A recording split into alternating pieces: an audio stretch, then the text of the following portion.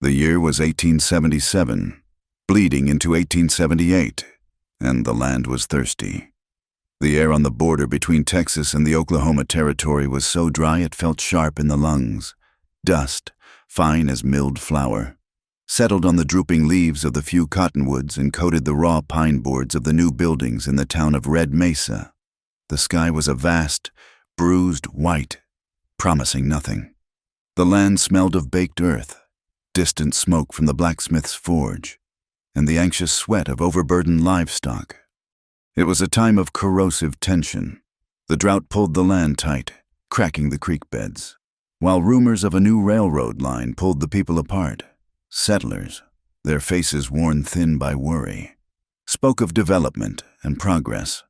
But the Comanche, the Numunu, who had lived on this land when it was still whole, heard those words and knew they meant erasure. Whispers passed through the saloons and the native camps alike. Stories of inhuman land contracts signed under duress, treaties broken before the ink was dry. Ayanna Greyhawk knelt on the dusty wooden planks of the general store's porch. She was pressing a small, damp poultice of crushed yarrow leaves against the forehead of a settler child. The boy was flushed with fever, whimpering, his mother hovering behind him with hands that twisted in her apron, her gaze torn between gratitude and suspicion. Ayanna worked with an intense, quiet focus, her dark hair pulled back in two tight braids, her movements economical and certain. She murmured to the child, not in English, but in the soft, flowing cadence of the Comanche language, a low song about cool water and the shade of a willow. "He must have willow bark tea, brewed strong," Ayanna said, looking up at the mother. Her English was precise, carrying only the faintest musical lilt from her adopted tongue. "You must keep him cool and quiet. The herbs will help the fever break before the moon is high tonight." The woman nodded quickly, her hand darting out to take the small cloth pouch of dried herbs Ayanna offered. She hurried her son away without a backward glance. Ayanna rose, brushing the dust from her buckskin trousers. She was a woman balanced on a knife's edge between two worlds. The pale skin and gray eyes from her European father marked her as an outsider to the people. Yet the buckskin she wore and the Comanche spirit shaped by her adoptive mother, Natsa, marked her as a savage to the town. She survived as a healer and, more frequently, as a translator. Red Mesa needed her skill to trade for hides and jerky, but it did not trust her soul. She walked toward the livery stable, her stride long and smooth. She passed a small group of Comanche elders who had ridden in to trade. They sat tall on their ponies, their faces impassive as they watched the town's nervous energy. Ayanna greeted them, and her entire body language shifted. The defensive stiffness in her shoulders eased, and her voice found its natural, warmer rhythm. They spoke of the failing creeks, the scarcity of deer, and the way the buffalo grass was giving way to dust. "The town is loud," one of the elders observed, gesturing with his chin toward the largest and newest building. "It sounds like angry hornets." "It is," Ayanna agreed quietly, "and I fear it is only getting louder." The source of that new noise was the Golden Spike Saloon and Mercantile. It had risen from the flat earth in less than a month, a two-story monument to ambition. Its owner, Silas Blackthorne, stood on its upper balcony, observing the street below him like a king surveying a meager kingdom. He was a man who seemed immune to the heat, dressed in a dark wool suit and a silk waistcoat, his boots polished to a high sheen. He smoked a thick cigar, the gray smoke pluming arrogantly in the still air. Blackthorne was not merely selling goods. He was weaving a net. He bought development, as he called it. He offered generous credit at his mercantile against future crops, knowing full well the drought would ensure those crops never came in. He offered cheap, biting whiskey in his saloon, knowing it would dull the good sense of men already desperate. He collected debts not in coin, but in land deeds, loyalty, and silence. Down on the street, Sheriff Cobb was nailing a new notice to the community board outside his office. Cobb was a physically large man. his belly straining his waistcoat, his authority resting entirely in the heavy pistol on his hip and the profound lack of imagination in his eyes. He hammered the nail with 4 hard, unnecessary blows, as if punishing the wood.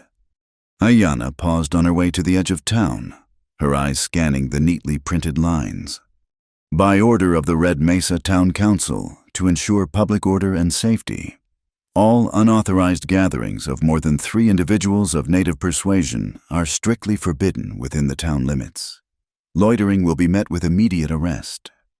Unauthorized gatherings, she repeated, the words tasting like alkali dust. It was a law designed to kill trade, to isolate, to choke. Just keeping the peace, Missy, Sheriff Cobb said without turning to look at her.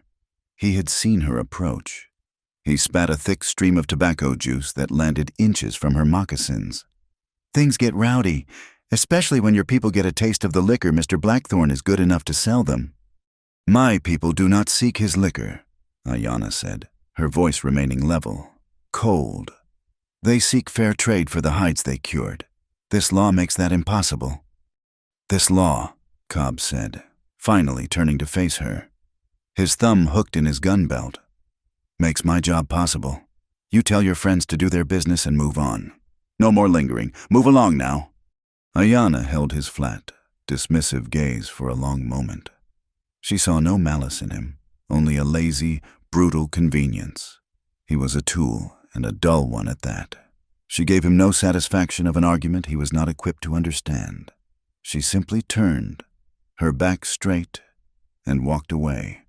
Many miles from the stifling town, where the high plains fractured into red rock canyons, Talon Redbird dismounted his stallion.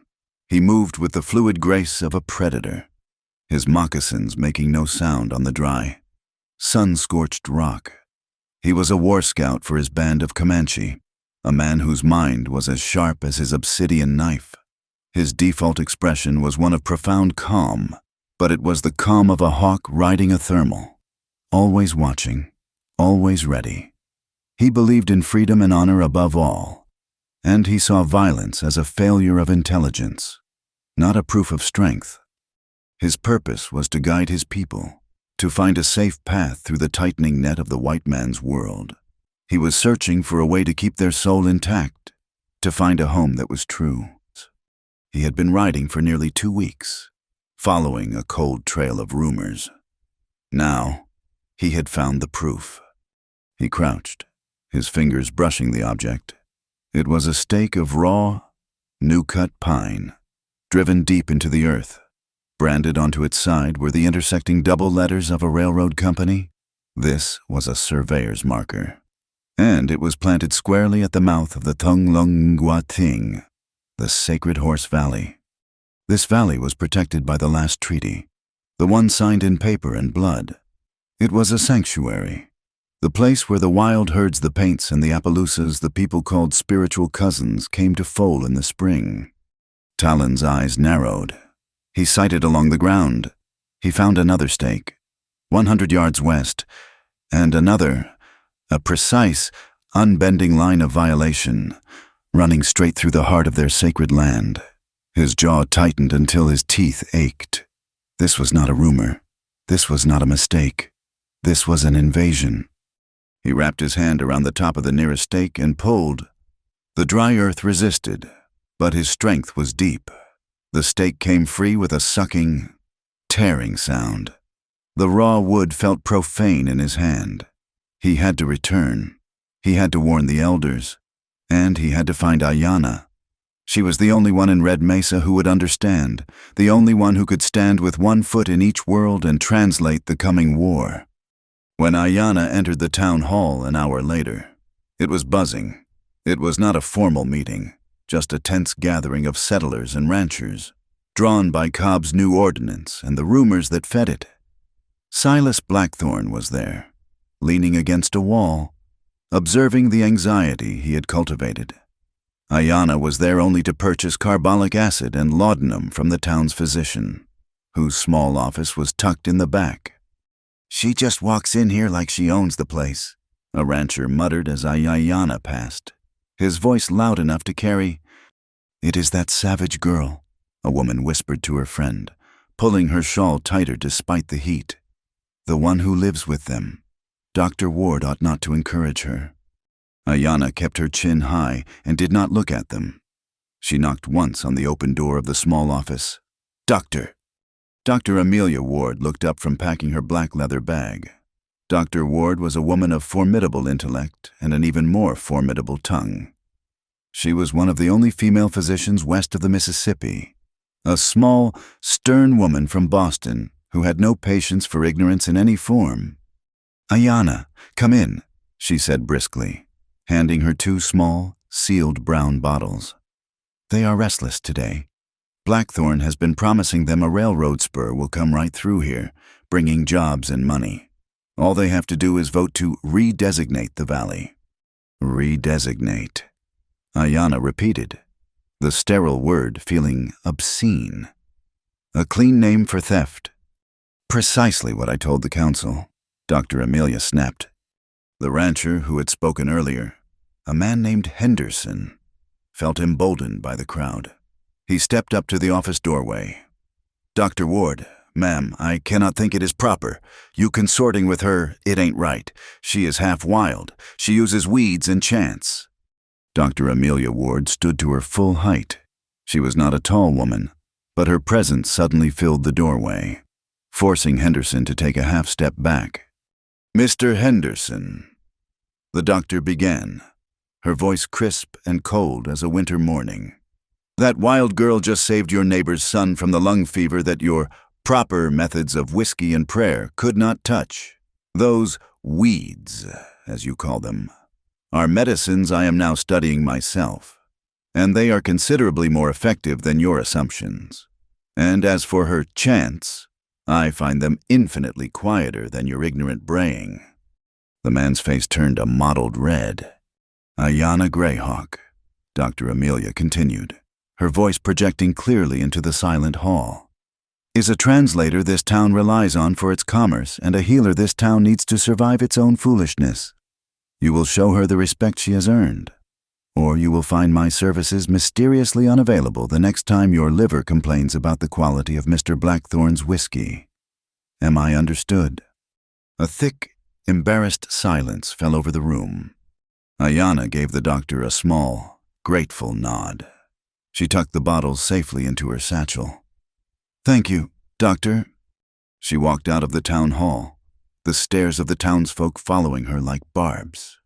She did not go back to her small lean-to near the Comanche camp. She needed to wash the town's judgment from her skin. She walked to the creek, the one place that still held a sluggish trickle of water, shaded by the last of the dying willows. She knelt by the bank, cupped the lukewarm water in her hands, and smoothed it over her face and neck. She was drying her hands on her trousers when she sensed him. She did not startle. She simply straightened and turned. Talon Redbird emerged from the brush on the far side of the creek. He moved so silently he seemed to have materialized from the heat waves. He looked tired, and his dark eyes carried a new hardness she had not seen before. "You are back," she said. It was not a question. "I am back." He stopped a respectful distance away, not crossing the shallow water. They had known each other since Natsa had taken her in as a girl, but their interactions were always careful, defined by a shared understanding of boundaries. He was a warrior, a protector of the people. She was a woman who had chosen her own path, claiming an autonomy that neither the settlers nor the people fully understood. "The town is sick," she said, telling him what he needed to know. "They have posted a new law. They mean to forbid us from gathering. They are strangling the trade." Talon nodded grimly, as if this was expected. He held up the raw pine stake. "And I have found the source of the sickness. They are marking the Thung Lung Ngua Ting, the railroad." Ayanna's blood went cold. The Sacred Horse Valley. Silas Blackthorn. He is the one. They stood in the failing, dusty light, the silence heavy between them. The only sound was the buzz of insects and the faint click of the dry willow leaves. Ayanna looked at Talon, truly seeing him. She saw the dust caked on his shoulders, The exhaustion etched around his mouth, but also the unbending spine of him, the absolute certainty.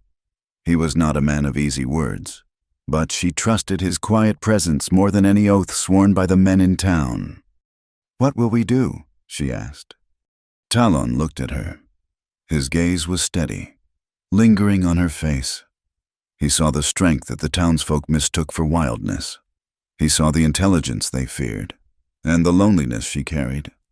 "We will protect what is ours," he said. His voice was low, a promise. "You will be the voice they cannot ignore. I will be the shield they cannot break."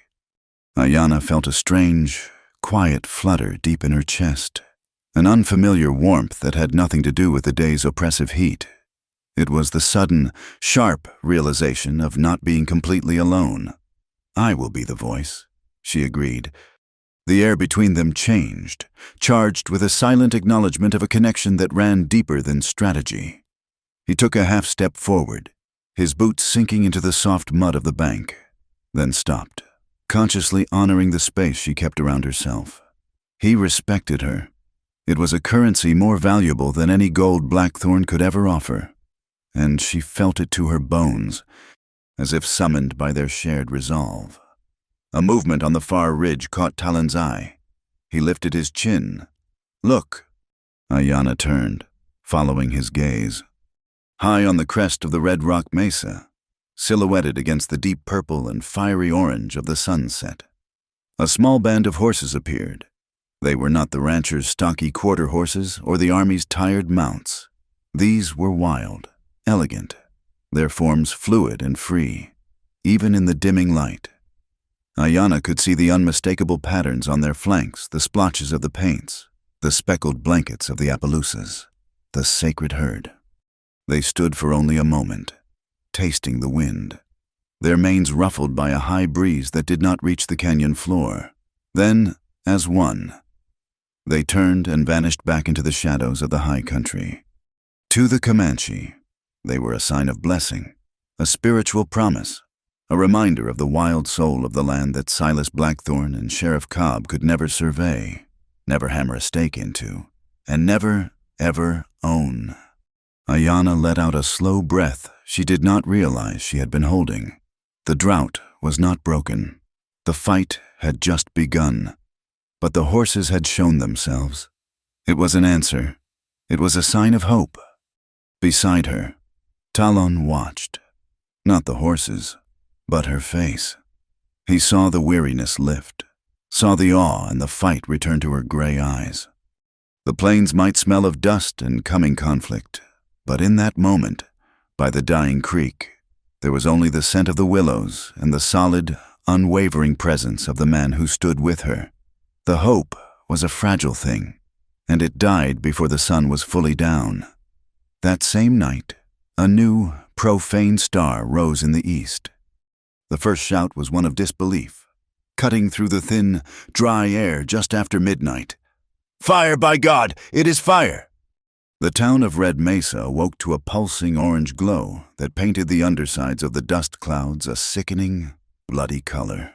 Men tumbled out of the saloon and their homes, pulling on boots and grabbing buckets.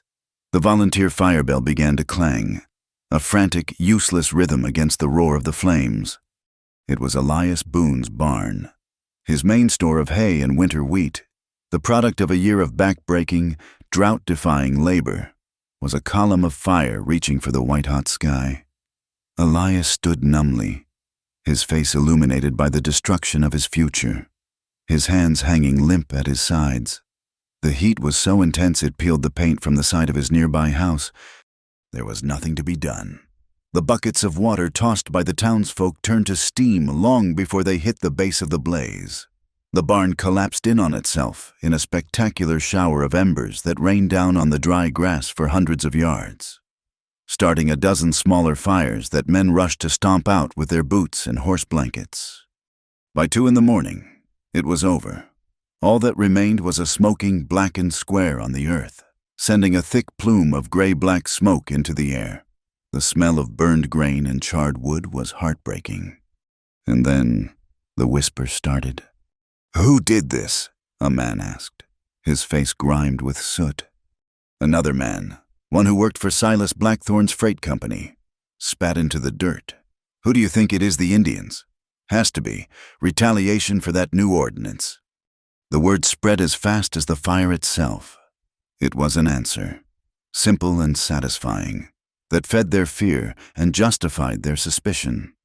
By the time the first gray light of dawn touched the smoldering ruins, the rumor had hardened into fact in the town's collective mind.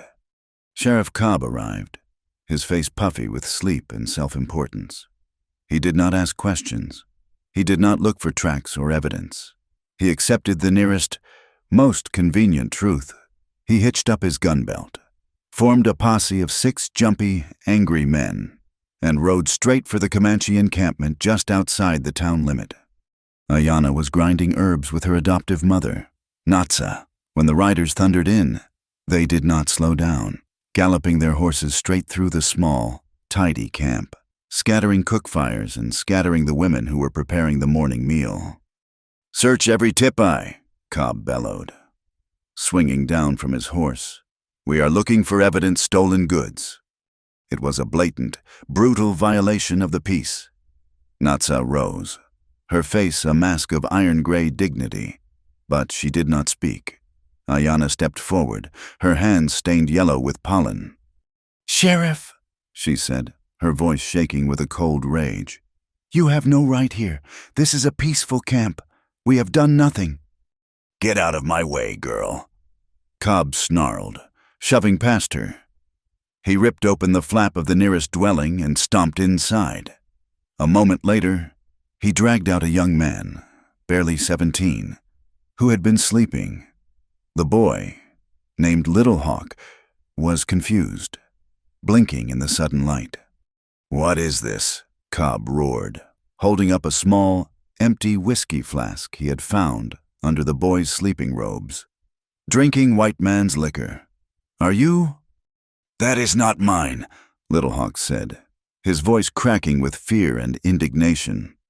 "Liar!" Cobb struck the boy across the face with the back of his gloved hand. The sound was a flat, wet crack in the morning air. Little Hawk fell to the hard-baked earth, his lips splitting open. Before Cobb could strike him again, Ayanna was there.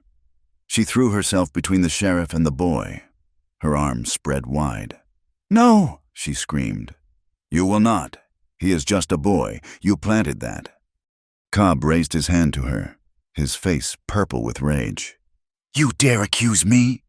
He was stopped by a sudden, absolute silence from his own men. Ayanna did not flinch, her gray eyes burning into his, but she knew what had quieted them. She turned her head. Talon Redbird was standing not 20 feet away. He had arrived from the ridges like a ghost, his stallion behind him. He held no weapon. His hands were empty, resting lightly at his sides. He did not look at Cobb. He looked at Little Hawk, bleeding on the ground. Cobb, seeing he had lost the moment, lowered his hand. He was a bully, and Talon's stillness was something his simple brutality could not understand.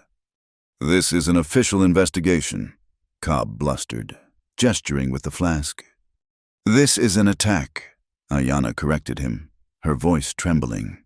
She knelt, ignoring the sheriff, and gently helped Little Hawk sit up. She examined his split lip and the already forming bruise on his cheekbone with practiced, gentle fingers. "Go boil water," she said in Comanche to one of the women, who hurried to obey. Talon finally lifted his eyes to meet Cobb's. He took 2 slow, deliberate steps forward, closing half the distance between them. The sheriff's hand twitched, moving instinctively toward his pistol. "You should leave," Talon said. His voice was not loud, but it cut through the morning air with the clean, cold authority of a knife. "I am the law here, Redbird," Cobb spat. "You are a man in our camp, without invitation, who has just struck a child," Talon replied, his voice flat. "The fire was not set by us. You know this. You are here to make smoke so the town cannot see the real thief." "You are threatening an officer of the law," Cobb puffed out his chest. Talon did not move. He did not raise his voice. He did not reach for the knife at his own belt. He simply stood, a representative of 1,000 years of history on this land, and looked at the man who was all bluster and stolen authority. "We are not fools," Talon said. "We know what Blackthorn wants, and we know you are his dog, but you will bring your violence here no more. Take your men and go." Cobb looked from Talon's calm, deadly face to the faces of the Comanche who had gathered, their expressions now hardened from fear to anger. He looked at his own men, who were shifting nervously in their saddles, suddenly aware of how exposed they were. He had made a mistake. "This is not over," he growled, a pathetic attempt to save face. He jammed the flask into his own pocket and mounted his horse. "You tell your people to stay out of Red Mesa. That ordinance stands." He spurred his horse, and the posse galloped away, leaving a cloud of choking dust and a tense, furious silence. Ayanna finished cleaning Little Hawk's wound. Her hands were steady, but her heart felt like it was trying to beat its way out of her chest. Talon walked over and crouched beside her. "Are you hurt?" he asked her, his voice low. "No," she said, her voice tight. "He is not badly injured, only his pride and his faith." "That," Talon said, watching the retreating dust cloud, "is what they came to steal." That afternoon, the town hall was packed. The air was hot, sour with sweat and the lingering smell of smoke.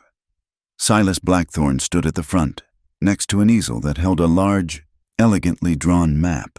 He was a picture of calm civilization. "My friends, my neighbors," he began, his voice a smooth, reasonable baritone. "We have suffered a terrible tragedy. My heart breaks for Elias Boone. This act of senseless, savage violence proves what I've been saying for months. We are not safe." A low murmur of agreement ran through the crowd. "We need progress," Blackthorn continued, tapping the map. "We need jobs. We need the prosperity and the protection that only the railroad can bring. But the railroad company has its requirements. They need a guaranteed right-of-way. They need land." He pointed to a clean, straight line drawn across the map, a line that cut directly through the Sacred Horse Valley. "The railroad is prepared to offer this town a spur line, a full depot, and 20 new jobs within the year," Blackthorn announced. "In exchange, the federal government simply asks that we cede this unused piece of territory." "It is not unused," a voice cried out from the back. Pastor Whitlow pushed his way forward. He was a thin, wiry man with spectacles and a fire in his eyes that had nothing to do with hellfire and brimstone. He believed in the practical application of the gospel honor, truth, and feeding the hungry. "Mr. Blackthorn, you speak of an unused territory," the pastor said, his voice ringing with conviction. "But that land is deeded to the Comanche by the Treaty of 1867. It is their sanctuary. It is their church. You are asking this town to sanction theft, to build its prosperity on a broken promise." "Pastor," Blackthorn said with a patient, pitying smile, "you are a man of God. I am a man of commerce. The treaty, like many old documents, is subject to interpretation. The government is prepared to redesignate it for the greater good. Do you stand against the greater good? Do you stand against jobs for these men, against safety for their families?" The argument was simple, and it was brutal. It was jobs versus honor. It was fear versus faith. The crowd was torn. That evening, in the Golden Spike Saloon, the mood was triumphant. Blackthorn was buying around for Sheriff Cobb's posse and a rough-looking group of men at a back table. These men wore dusty trail clothes, and their pistols were worn low and tied down. They were the vulture riders. Maya moved between the tables, collecting empty glasses. She was small, quiet, and largely invisible, a skill she had perfected. She wiped down the table next to the vulture riders, her head bowed. "It was a good fire," one of them drawled. His spurs hooked on the chair rung. "Scared them settlers good." Cobb played his part. Another laughed, draining his glass. Riled up the Indians, too. They will be looking for a fight. The first man leaned in, his voice dropping, but Maya was close enough to hear. Blackthorn wants it done. The vote is good, but he wants the asset. The horses. Aye, the horses. If they are gone, that valley ain't so sacred anymore. Is it just empty land? We ride in 2 nights, drive them up to Box Canyon, put Blackthorn's brand on them, make it all legal-like. Maya's hand did not tremble. She finished wiping the table, collected 3 more empty glasses, and walked back to the bar. Her mind was racing. 2 nights, 48 hours. She found Ayanna an hour later, slipping out of the back of the saloon. She relayed the conversation quickly, her words precise. Ayanna felt a sickening lurch. The fire was a lie. The search was a performance. The real attack was coming. They mean to steal the herd, Ayanna said, her voice barely a whisper. If they take the horses, they take the people's soul, the town. The town must be warned. They are being tricked. They will not listen to me, Maya said, her face grim. I am just the saloon girl. And they will not listen to me, Ayanna said. But I have to try. She went back to the town hall. The meeting had formally adjourned, but the town council was still there, along with Blackthorn, Cobb, and Pastor Whitlow, locked in a heated debate. Ayanna walked straight through the doors. She has got no right in here, Cobb bellowed, his hand going to his gun. I have a right to speak. Ayanna's voice was clear and loud, shocking them all into silence. You are all being lied to. The fire at Elias Boone's farm was not set by the Comanche. It was set by him. She pointed a trembling finger at Silas Blackthorn. By his hired men, the vulture riders. A collective gasp went through the room. Blackthorn simply raised an eyebrow, a look of amused curiosity on his face. That is a very serious accusation, Miss Greyhawk, Blackthorn said smoothly. Do you have any proof, or is this just a feeling? I have a witness, Ayanna said. They are planning another attack. In 2 nights, they intend to ride into the Sacred Horse Valley, steal the wild herd, and brand them as your own. It is all a lie to force this town to vote for your railroad. The council members looked at each other. Then at Blackthorn. They looked uncomfortable, but not convinced. Ayanna, one of the councilmen said, a man who ran the bank. This is a wild story. You are asking us to believe a conspiracy over the evidence of our own eyes. We all saw the ashes.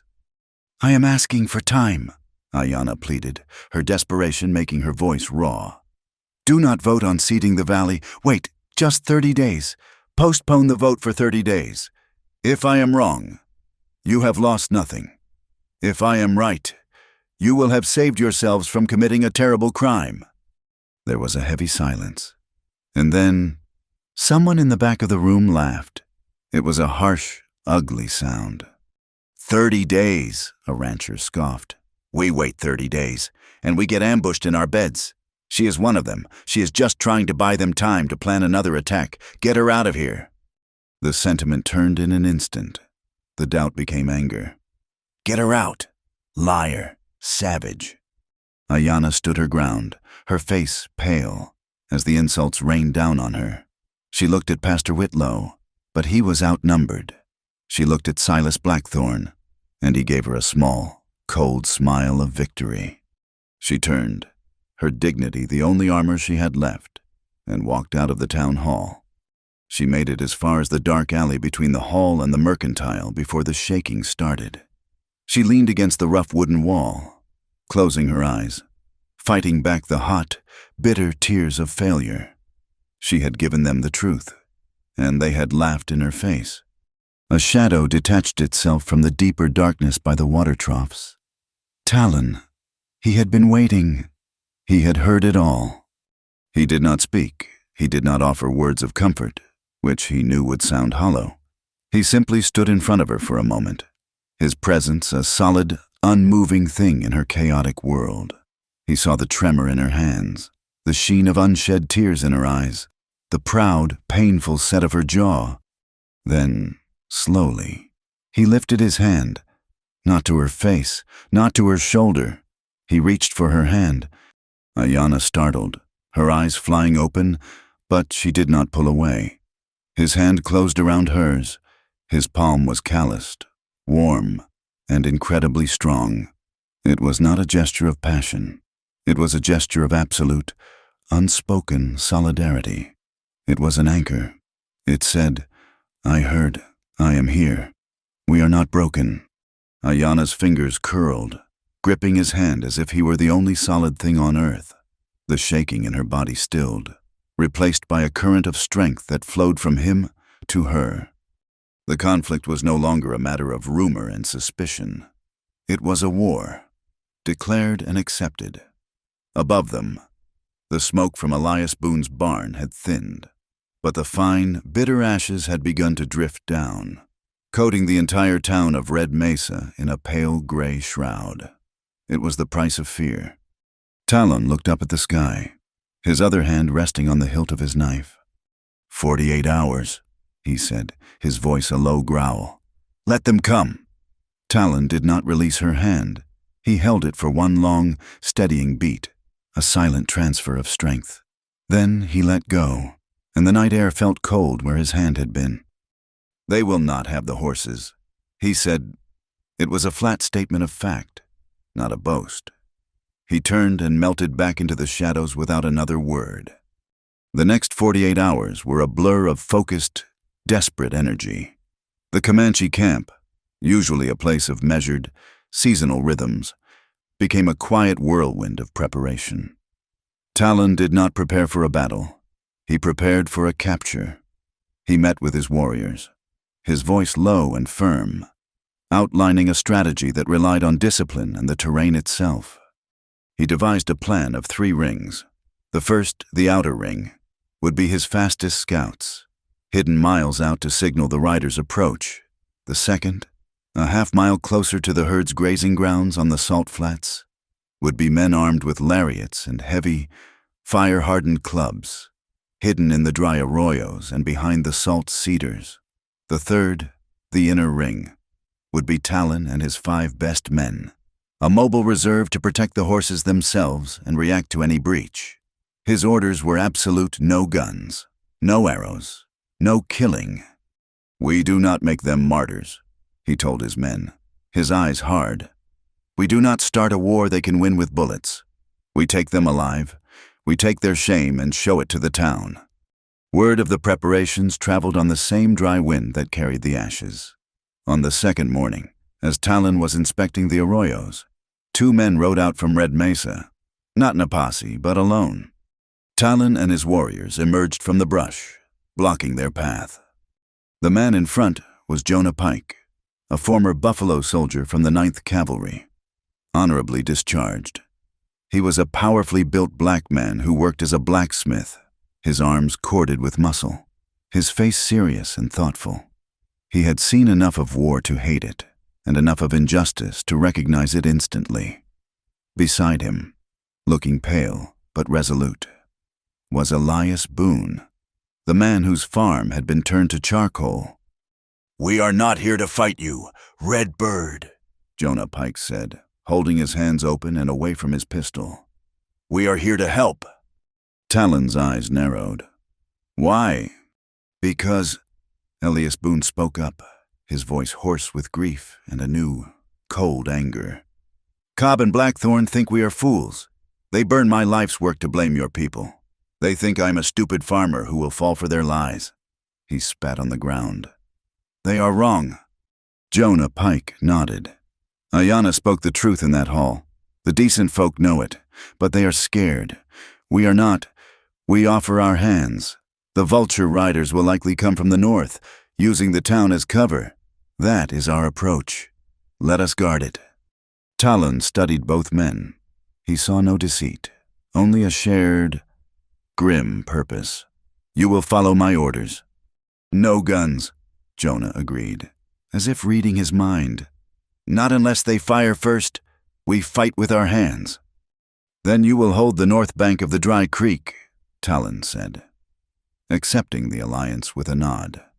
Signal with a hawk's cry if they cross there. As the men from the town rode to their position, Ayanna was working with the women in a hidden hollow. Her mind was not on healing wounds. It was on preventing them. That morning, Maya had slipped out of town with one final, crucial piece of information. "They are not just using torches," Maya had whispered, her eyes wide with what she had seen. "They have 3 large iron wagon wheels, the heavy freight ones. They have wrapped them in oil-soaked rags. They plan to light them and roll them down the slope into the flats, right into the herd. A wall of fire to scatter the horses and set the whole valley ablaze." Ayanna had processed this, her mind working quickly. Fire was the main weapon, so she would fight it with air and water. She had the women gathering handfuls of the tiny, fiery hot wild chili peppers that grew stubbornly in the canyons. They crushed them into a fine, volatile powder, mixing it with the caustic white ash from burned soda plants. They poured the stinging, acrid mixture into 24 small deerskin pouches. It was a weapon for the air, a way to blind and choke man and beast without a drop of blood.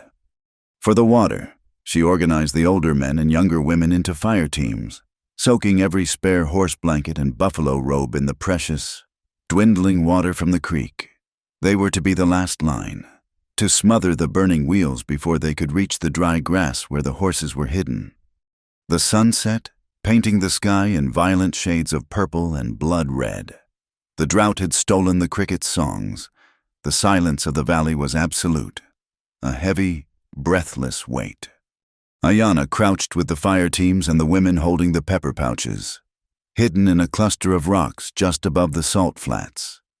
Talon and his inner ring were invisible in the shadows directly across from her, near the herd. The lariat teams were staggered in the darkness between, miles out. The first ring of scouts watched the horizon. Hours passed. The moon, a thin, judgmental sliver, rose. Then a low whistle, like a night bird, echoed from the far ridge. It was the signal. They were coming. Ayanna's heart hammered against her ribs. She took a slow, deep breath, forcing her hands to be still. 10 minutes later, they heard the muffled thunder of hooves. At least 20 riders, coming fast. They were not trying to be quiet.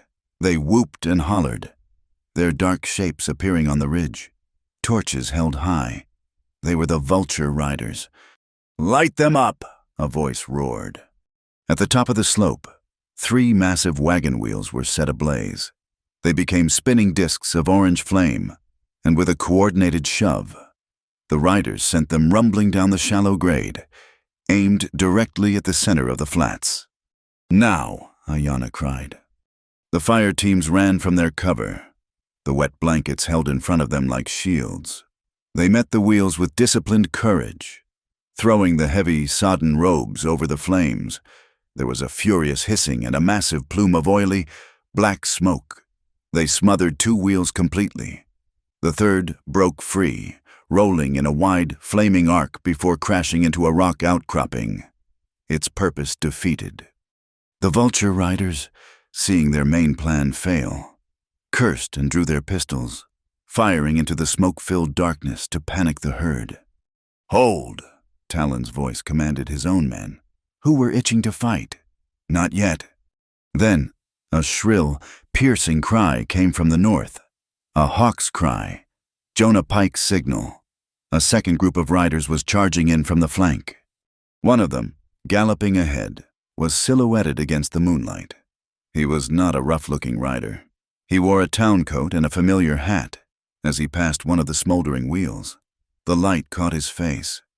It was Sheriff Cobb's deputy, the man who had struck Little Hawk.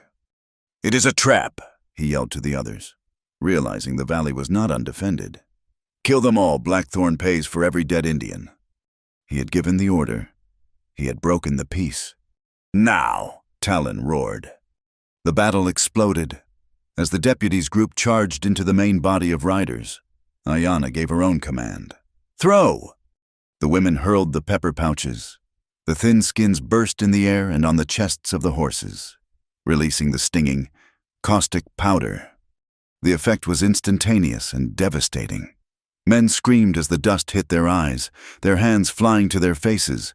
Horses reared, neighing in pain and terror, blinded and choking. The disciplined charge dissolved into a panicked, confused mass of coughing men and terrified animals. Into this chaos, Talon's lariat team struck. Ropes snaked out of the darkness, pulling the blinded, disoriented riders from their saddles. Jonah Pike and Elias Boone, their face wrapped in bandanas, charged in with their clubs, fighting back-to-back with the Comanche warriors.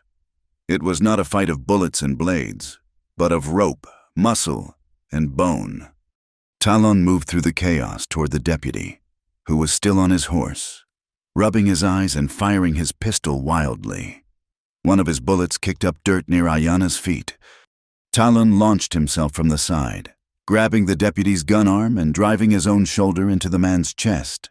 Knocking them both from the saddle, they hit the hard earth, and the gun flew from the deputy's grasp. "You are dead, savage," the deputy snarled, pulling a long knife. He lunged, expecting Talon to meet him with equal killing force. Talon did not. He sidestepped the wild thrust, used the man's own momentum against him, and broke his wrist with a sharp, calculated twist. The man howled in pain. Talon's own knife was in his hand, but he used the flat of the heavy pommel, striking the deputy once at the base of his skull. The man collapsed, unconscious. Talon stayed his hand. His honor was intact. Ayana, seeing the tide turn, moved to help one of the firefighters who had fallen. As she bent over, a riderless horse, eyes white with terror and pepper dust, bolted from the smoke. It galloped straight toward her and a small Comanche girl who stood frozen in its path. "Look out!" Ayana screamed. She shoved the child, pushing her clear. Ayana had no time to save herself. The horse's heavy flank slammed into her, spinning her around. She felt a sharp, searing pain as the rider's empty, swinging stirrup, or perhaps his spur, caught her shoulder, tearing through her sleeve and into the flesh beneath. She cried out and fell to her knees. Ayana, Talon's voice was a roar. He saw her go down and was at her side in 3 long strides, his knife still in his hand, his face a mask of terrible fury.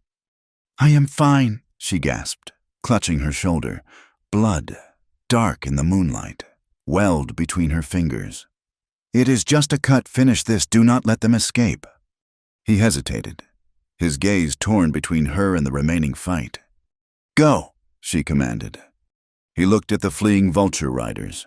Their rout complete, they were disappearing into the darkness, leaving their captured comrades behind.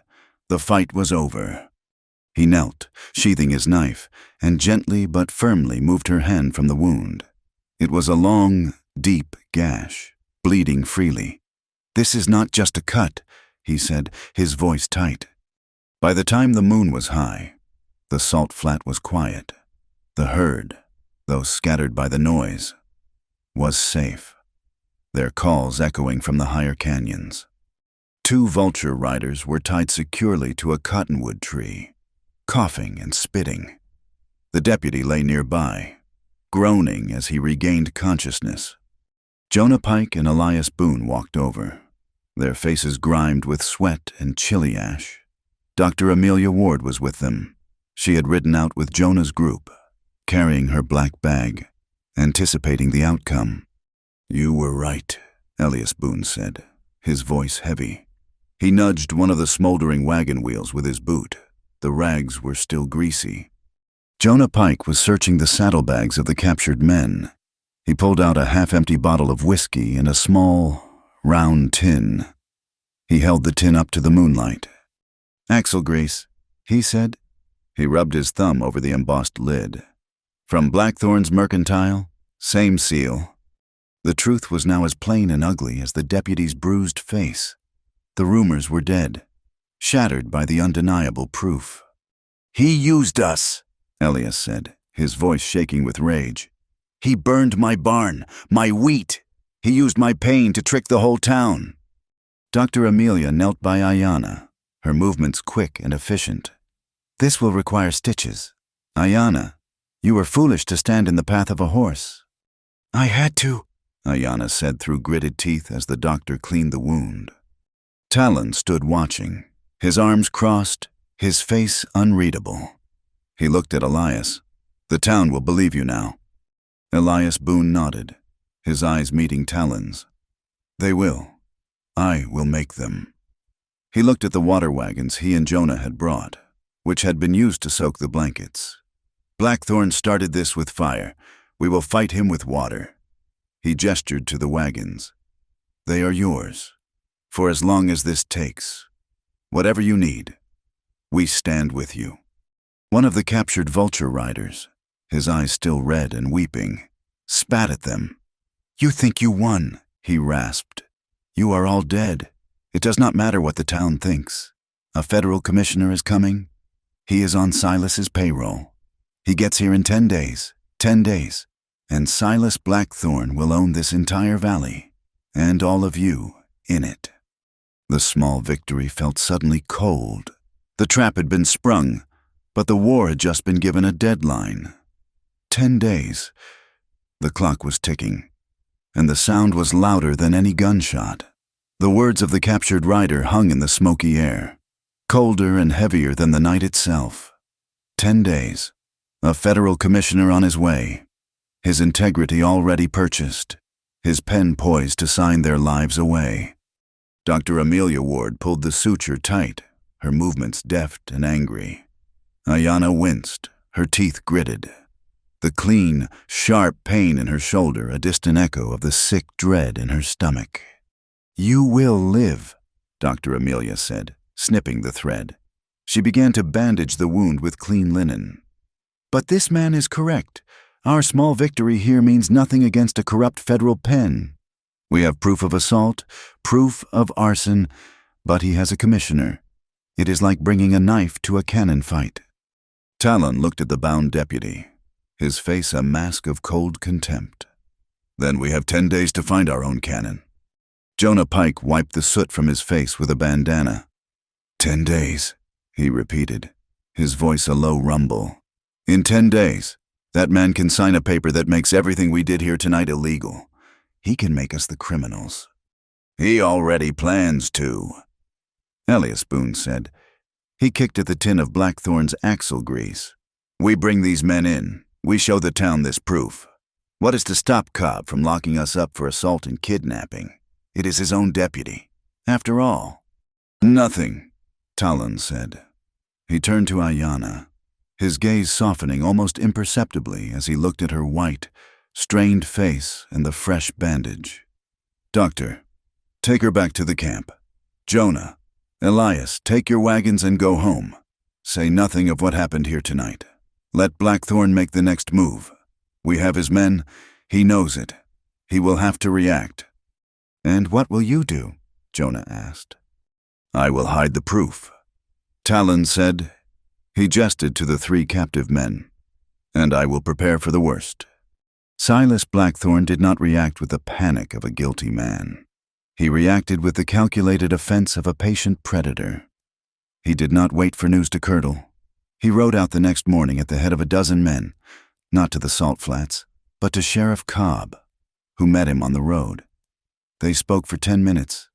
Then they returned to Red Mesa, and the spin began. By noon, the town was buzzing with a new story. Sheriff Cobb's heroic deputy, investigating reports of suspicious activity near the Sacred Horse Valley, had been brutally ambushed by a war party of Comanche, led by the blacksmith Jonah Pike and the half-breed woman, the Vulture Riders, who Silas Blackthorn admitted were rough men but loyal, had been acting as a simple escort. The deputy and 2 brave townsmen were now missing, presumed kidnapped or dead. It was a brilliant, vicious lie. It preyed on every fear the townsfolk already harbored. It painted their new heroes as villains. And Silas Blackthorn, master of the public mood, immediately offered the solution to their fear celebration. He posted notices on every corner. In 2 days, Red Mesa would host a railroad prosperity fair. There would be free whiskey, fiddlers from 2 counties over, a steer roast, and games for the children.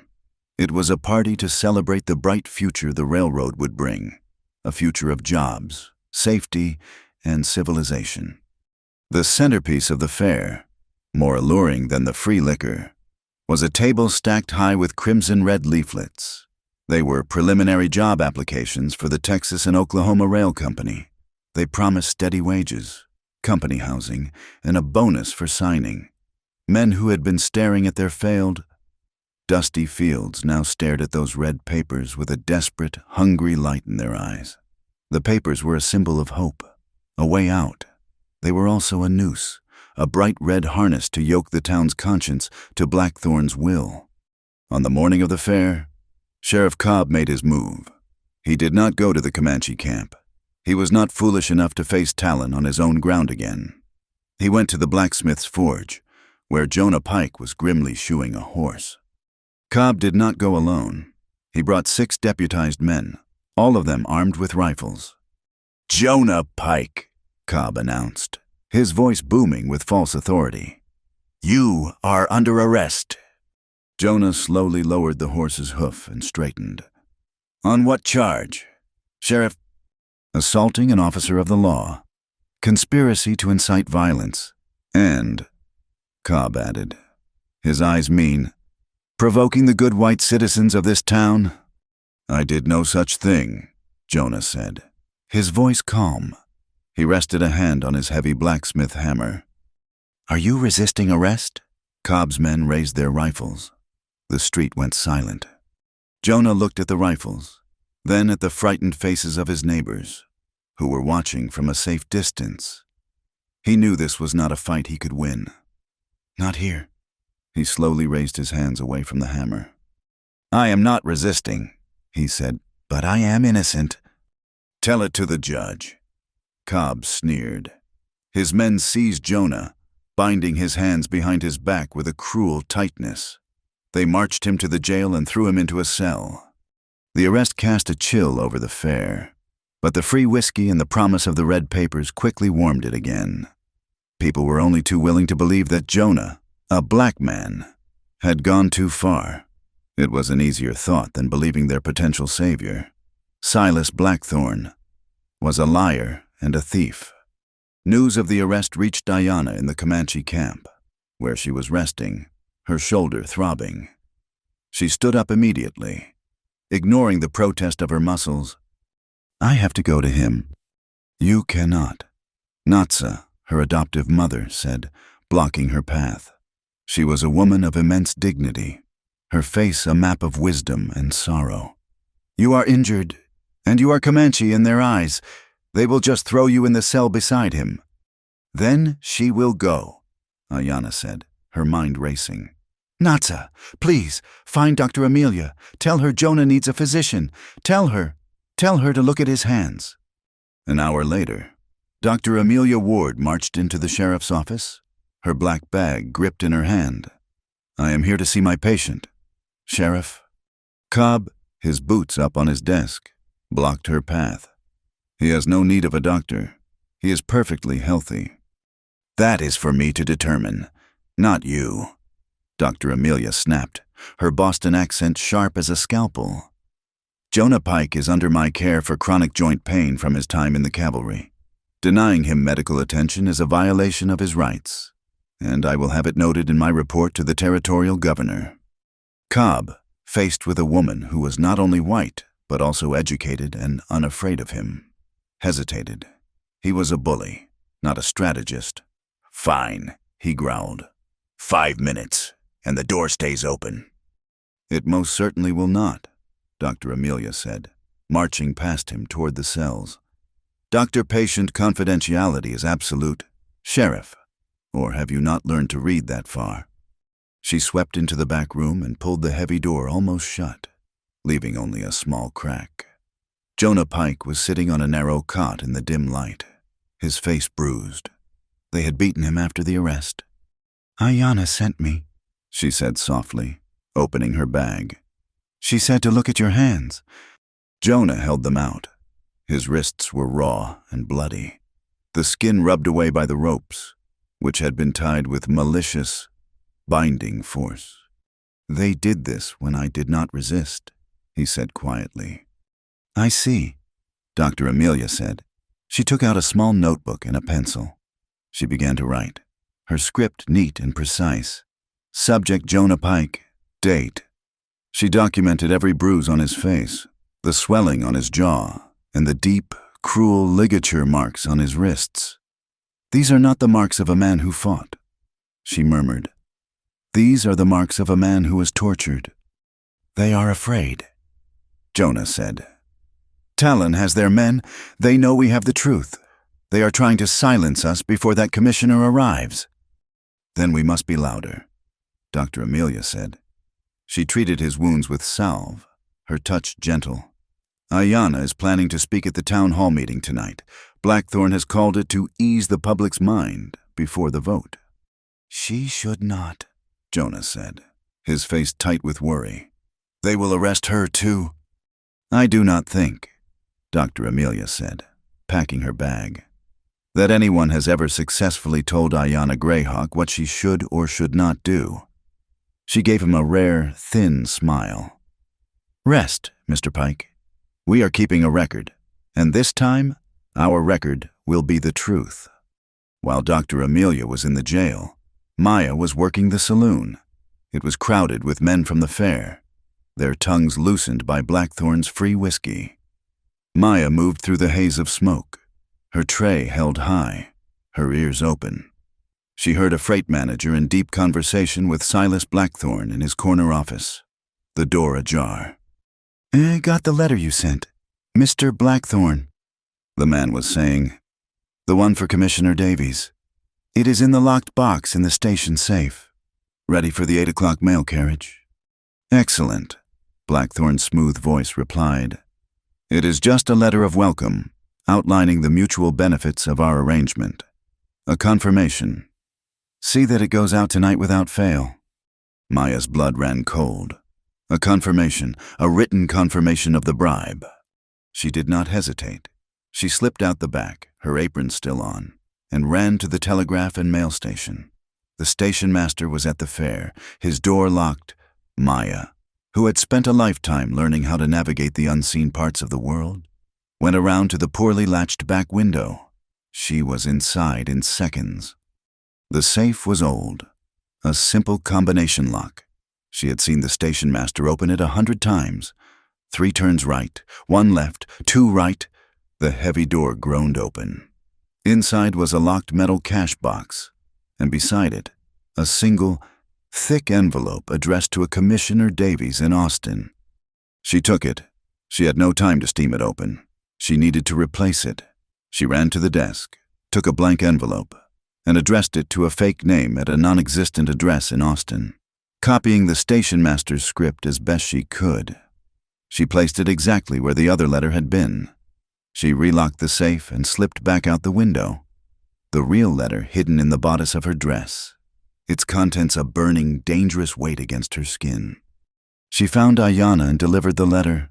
Ayanna, her shoulder aching, broke the wax seal. They read it together. It was not just a welcome. It was a detailed list of bank drafts, land parcels to be transferred, and promises of shares in the new railroad spur.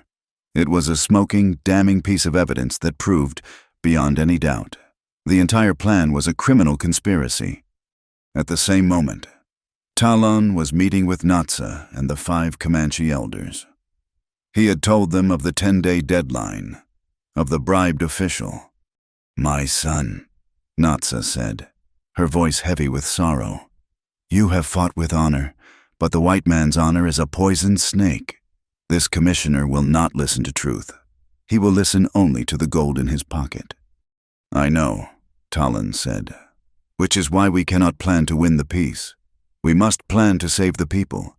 If the vote passes, or if the commissioner signs that paper, this valley will be lost.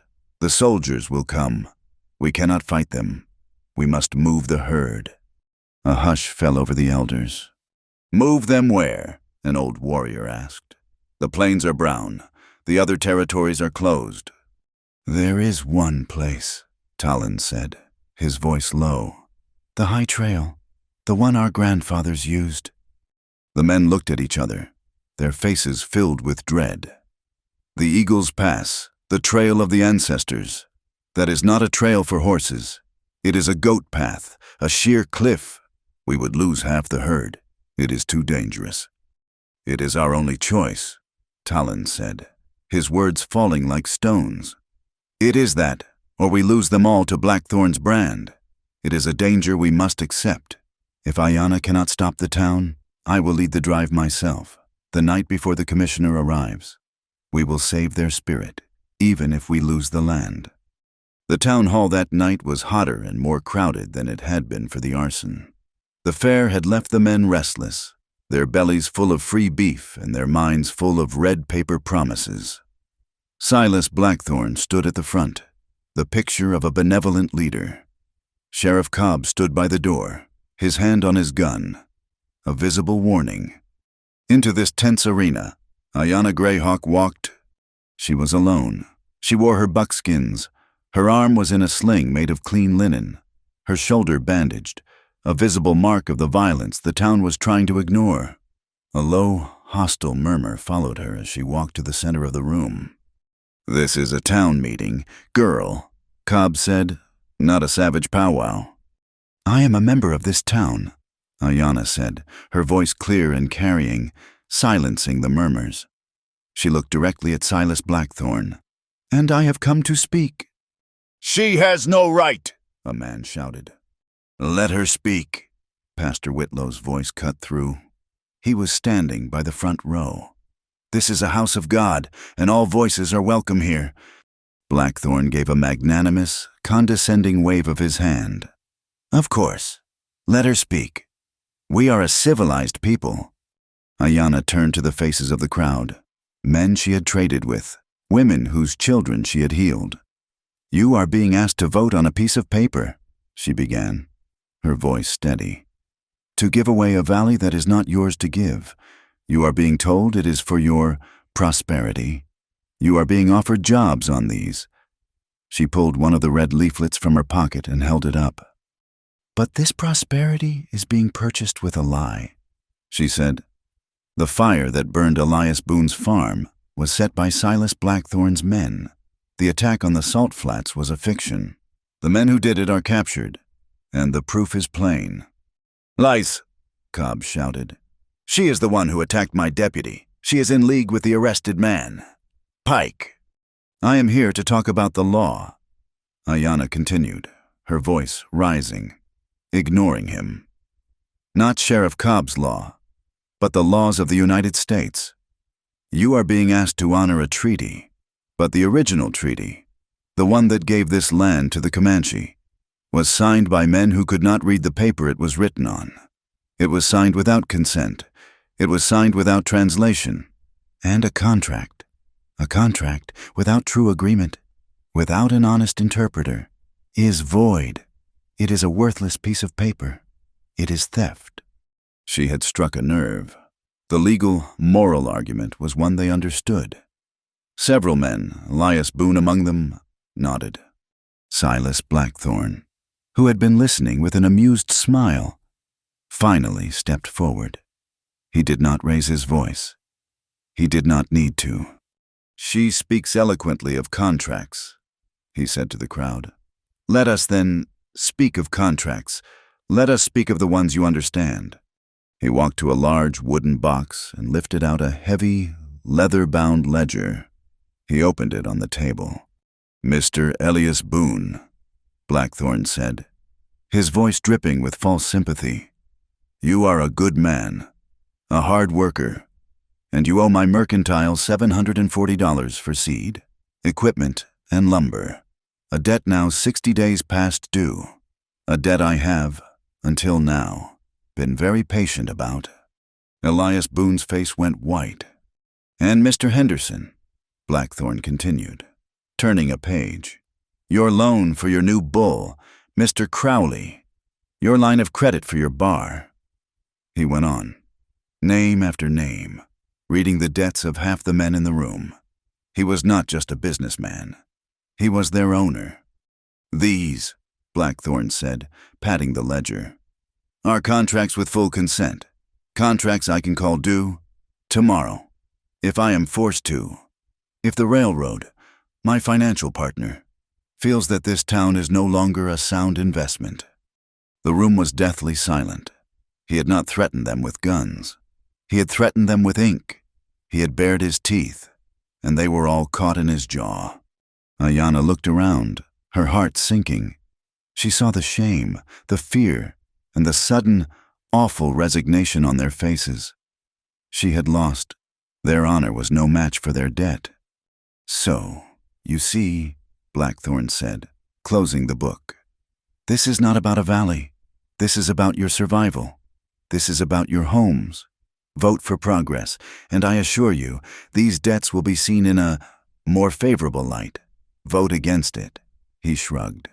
"And business must, unfortunately, be business." It was a checkmate. "There will be no vote tonight," a voice said. Pastor Whitlow stepped into the center of the room, his face pale but his eyes blazing. "You cannot stop it, Pastor," Blackthorn said, his smile tightening. "I cannot," the pastor agreed. "The town council has agreed to the vote, but it will not be here, and it will not be by a show of hands where one man's debt can be seen by his creditor. That is not democracy. That is coercion." He held up his own hand to silence the room. "The vote will be held in 3 days. It will be held in the church, and it will be a secret ballot. Each man will write yes or no on a slip of paper and place it in the collection box himself. Only God and his own conscience will know how he voted." Blackthorn's smile vanished. This was not in his plan. A secret ballot gave them their courage back. 3 days, Pastor Whitlow declared. "The bell will ring at noon. You will come, you will vote, and we will accept the result, whatever it may be.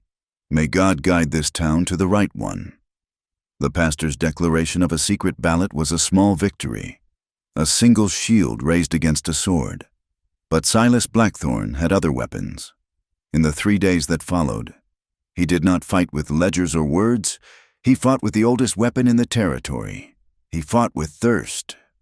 The drought, which had been a slow, creeping misery, tightened its grip. The sky remained a metallic, unforgiving white. The heat was a physical weight. And on the morning after the town meeting, the town well, the central artery of Red Mesa, failed. The crank handle turned, and the bucket, lowered deep into the earth, came up with only a few inches of viscous, yellow-brown mud. A woman who had been waiting in line since before dawn let out a low, animal sound of despair.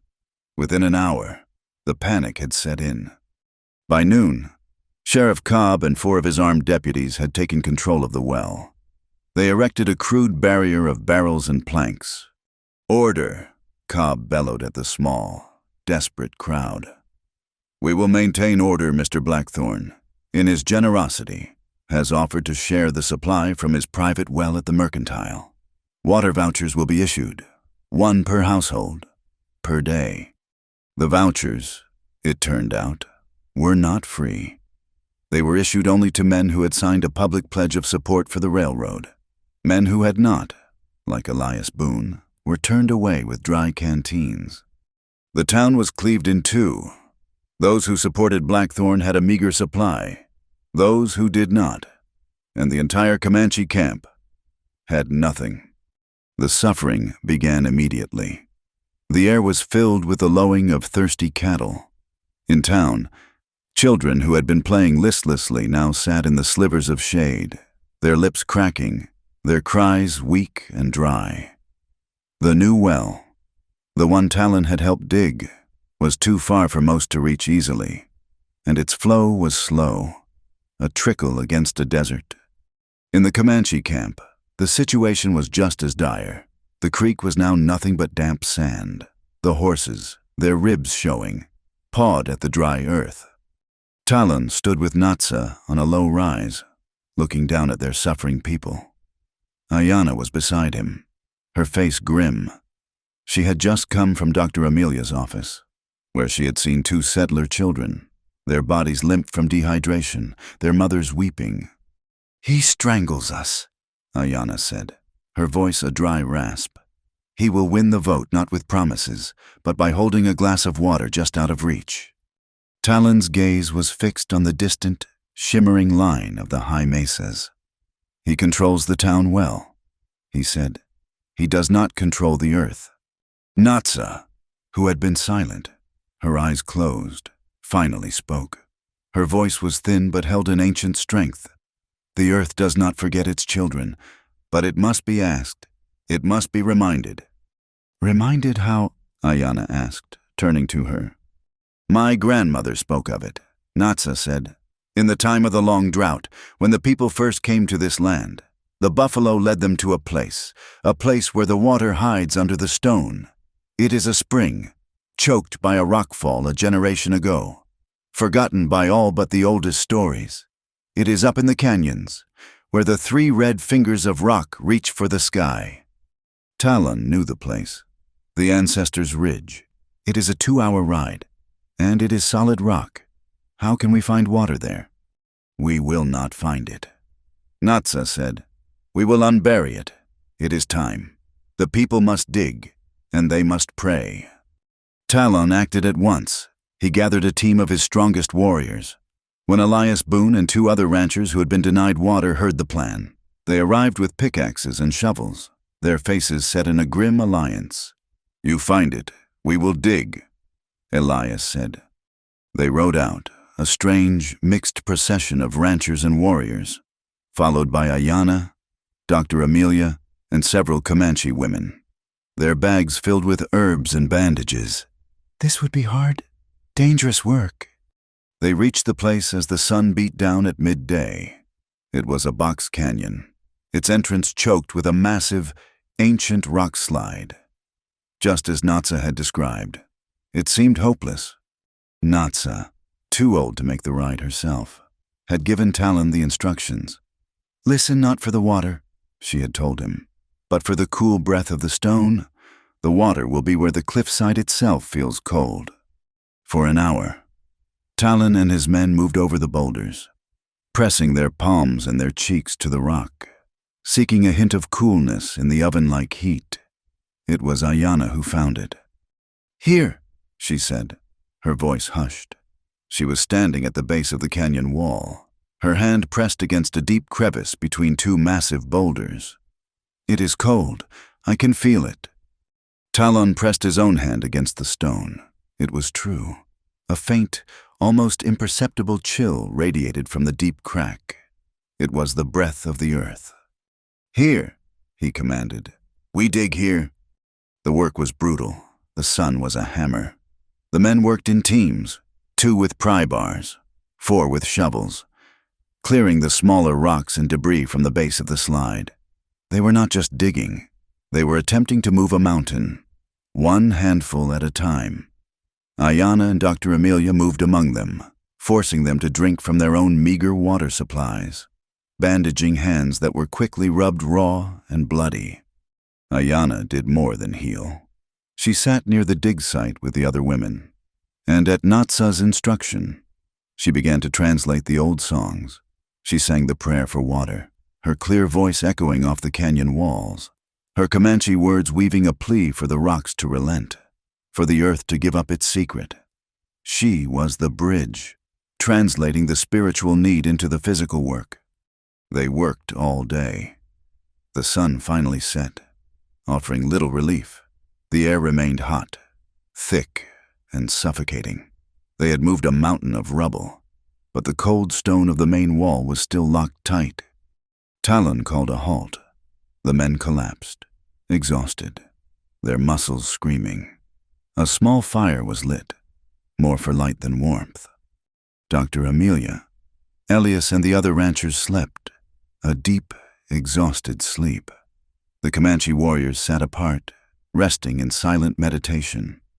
Ayana sat alone, staring into the small fire, her injured shoulder aching with a dull, persistent throb. The weight of the coming days felt immense. The vote, the commissioner, the thirst. She did not hear Talon approach. He simply sat down on the rock across the fire from her, his presence as quiet as the stones around them. He held 2 cups, fashioned from hollowed gourds, and passed one to her. It was water, precious and cool, saved from his own supply. She took it, her fingers brushing his. "Thank you." She drank slowly, the water a blessing on her dry throat. They sat in silence for a long time. The fire crackled. The stars in the narrow strip of sky above the canyon were sharp and cold. "You are worried," he said. It was not a question. "I am tired," she admitted, her voice low. "I spoke at the meeting, Talon. I told them of the treaties, of the law. I told them they were being robbed." "I heard," he said. They did not listen. He held up his ledger book, and all their courage, all their honor, it just vanished. They are trapped by their debts. She looked at him, her gray eyes shadowed with a pain that went deeper than her wound. "And now he takes their water. He will win. He will win, and we will lose everything." "We will not lose everything," Talon said. He watched the fire. "Not her. We will lose the valley. We will lose the vote. But we will not lose the people. I will move the herd to the Eagle's Pass if I must. We will survive."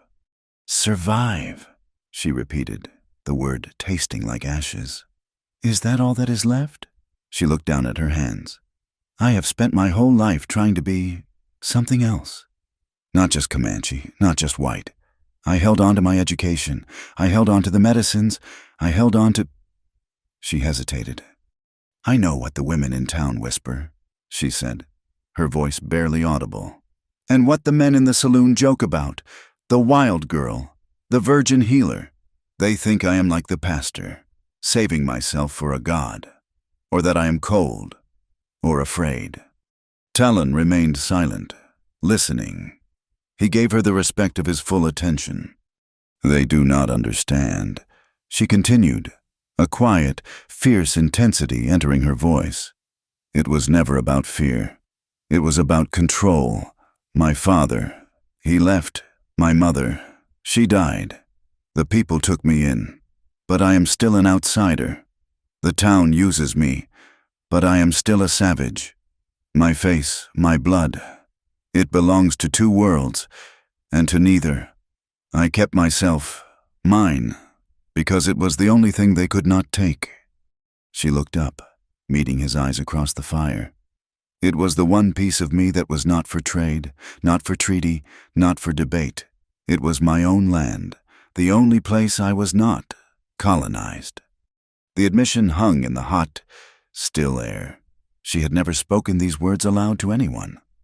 Talon looked at her, and, for the first time, the warrior's focus in his eyes was replaced by something else, a deep, profound understanding that went beyond words. He saw the proud, lonely fortress she had built around herself, and he did not see it as a challenge, but as a map of her soul. "I am not like other girls, Talon," she whispered, the words a final, painful confession. A slow smile touched the corners of Talon's mouth. It was not a smile of amusement. It was a smile of pure recognition, a warmth that reached all the way to his eyes. "I know," he said, his voice soft. "That is why I love you." Ayana's breath caught in her throat. The words, so simple, so direct, struck down all her defenses. He did not question her. He did not pity her. He did not misunderstand her. He simply saw her. "Talon," she began, her voice trembling. "You made yourself strong," he said, "not with weapons, but with your will. You kept your spirit whole. That is the greatest honor." He leaned forward slightly, his gaze holding hers. "And I would wait. I would wait for you to feel safe enough to share that land. I would wait as long as the rivers run. Ayana." It was a promise of patience, a promise of respect. It was the truest form of love she could imagine. In that moment, the exhaustion, the fear of the vote, the pain in her shoulder, it all receded. There was only the quiet canyon, the firelight, and the man who saw her. Not as half of two worlds, but as one whole, complete woman. She reached into the small medicine pouch at her belt. She did not take out herbs. She took out a small, tightly woven braid of red thread, one she had made herself for binding splints. She held it out to him. "This is all I have," she said. He did not take it. Instead, he held out his own wrist. She understood. With trembling fingers, she tied the small red braid around his strong wrist. It was not a ring, not an oath of ownership. It was a thread, binding two spirits in a shared promise, a quiet, unbreakable pledge made in the heart of the stone. They said nothing more. There was nothing more to say. They sat by the fire as the stars turned. No longer two lonely people, but one. The first crack of dawn woke the camp. It was not the sun, it was a sound. Crack! Elias Boone sat bolt upright, his eyes wide. What was that, a gunshot? Talon was already on his feet, moving toward the rock wall. The sound had come from the earth itself. Groan. Crack. A single large rock near the base of the dig site shifted, scraping against its neighbor. "Get back!" Talon yelled. "Everyone, back from the wall!"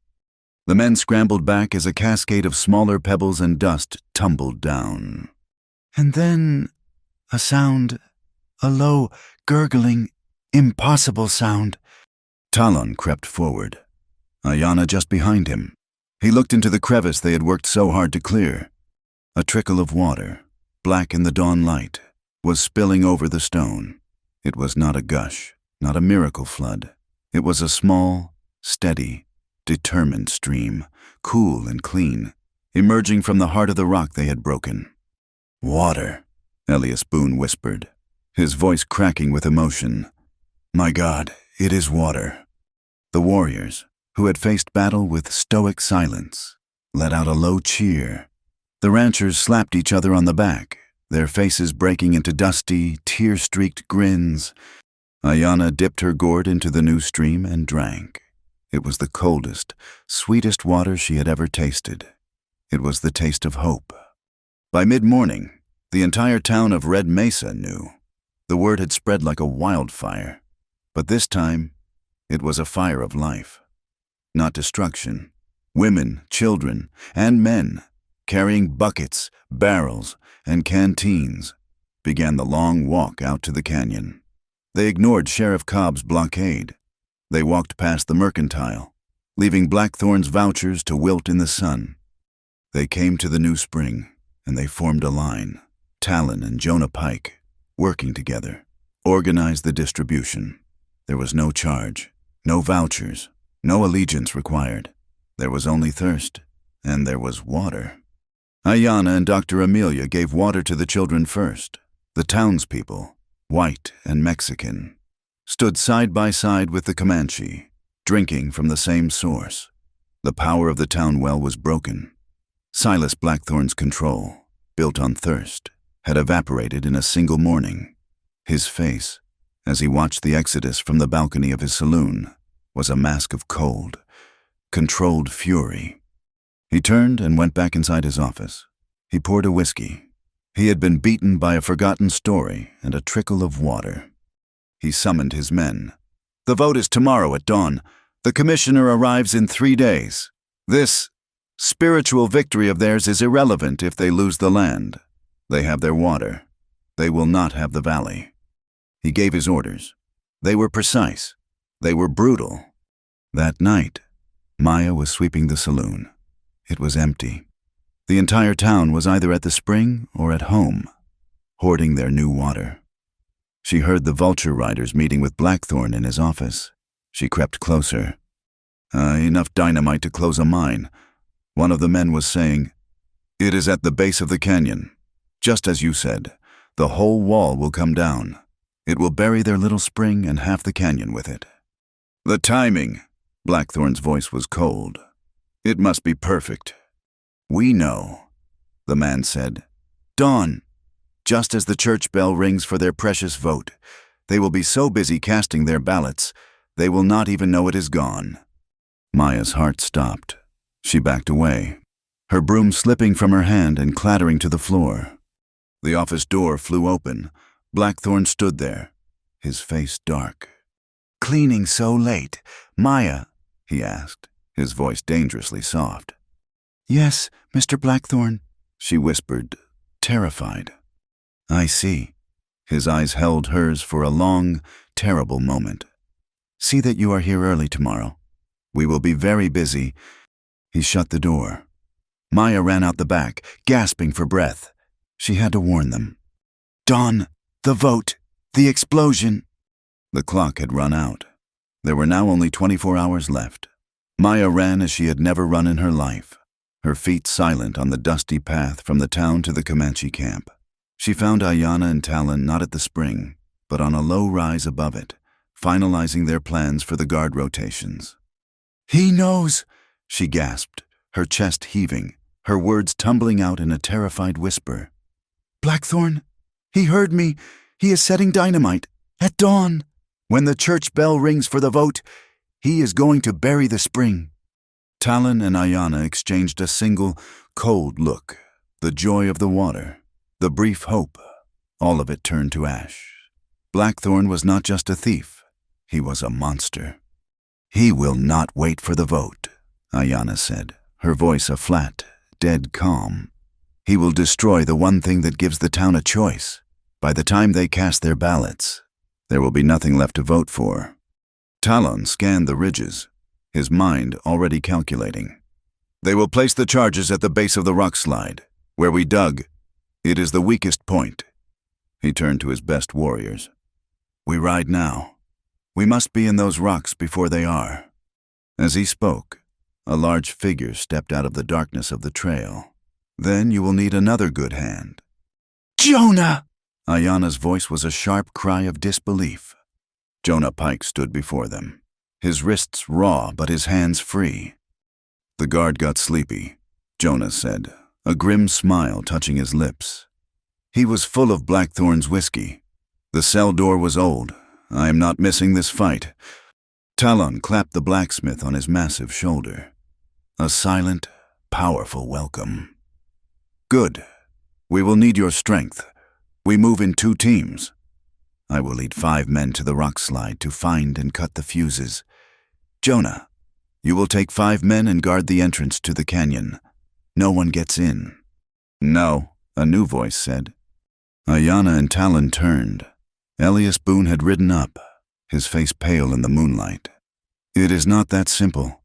I just came from town. I saw them. They are not all riding for the canyon." "What did you see?" Talon asked, his voice sharp.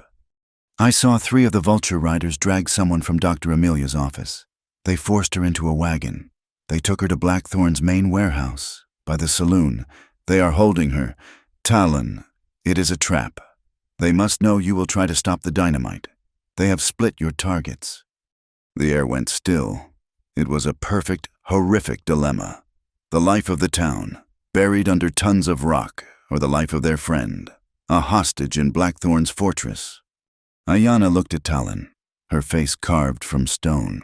She had become the leader he had seen in her. She would make the choice. "We do not choose," she said, her voice ringing with cold authority. "We do both. We will not let him win either way. Talon, you are the only one who understands the dynamite. You must lead the team to the spring. Take your best men. You must not fail." She turned to Jonah. "Jonah, you were a soldier. A rescue is soldier's work. Take Elias and take 4 of our warriors. Go to the warehouse. Get Dr. Amelia back."